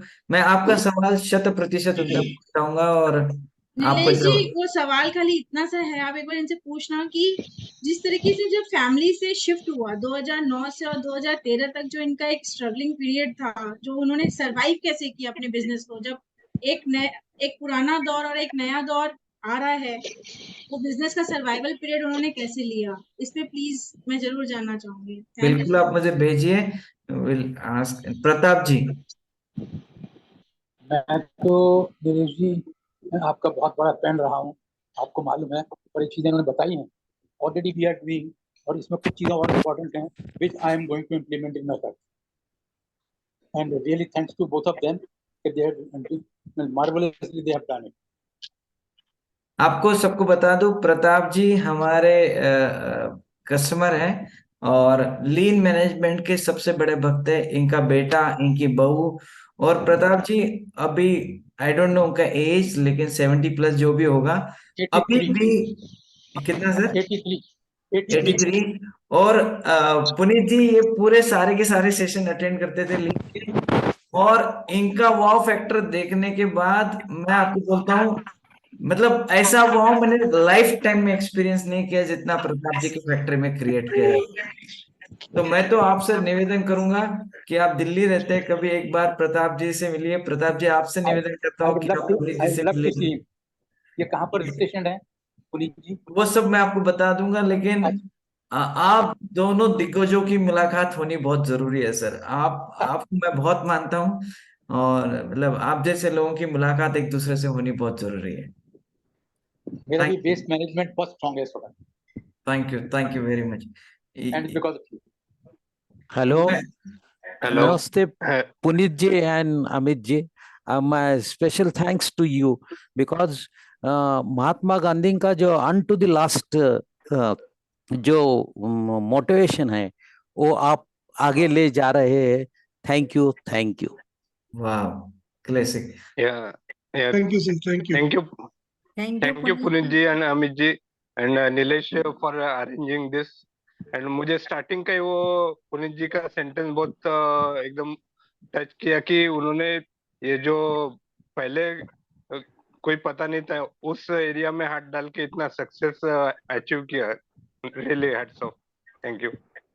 मैं आप सब लोगों को एक्नॉलेज करता हूँ कि आप लोग आए और आपने इतना सब कुछ उनको सराहा, आपने सुना। आप ग्रुप पे आपकी लर्निंग्स प्लीज पोस्ट कीजिए, मैं ग्रुप ओपन कर रहा हूँ। ऐसे लर्निंग्स वापस एक बार आपके लिए सामने लेके आएंगे। Thank you very much. मिलते हैं बहुत जल्दी। इसका कोई रिकॉर्डिंग अभी अवेलेबल करने का हमारा इरादा नहीं है, तो प्लीज हमें पूछकर शर्मिंदा ना करें। जो भी है ये लाइव सेशन ही है। Thank you very much. Bye bye. Thank you very much. Nilesh ji, we Thank you. Thank you so much. particularly Thank you. Okay, thank you, Nilesh ji. Thank you. thank you. Thank you. Very nice session. Thank you. Thank you. Thank you.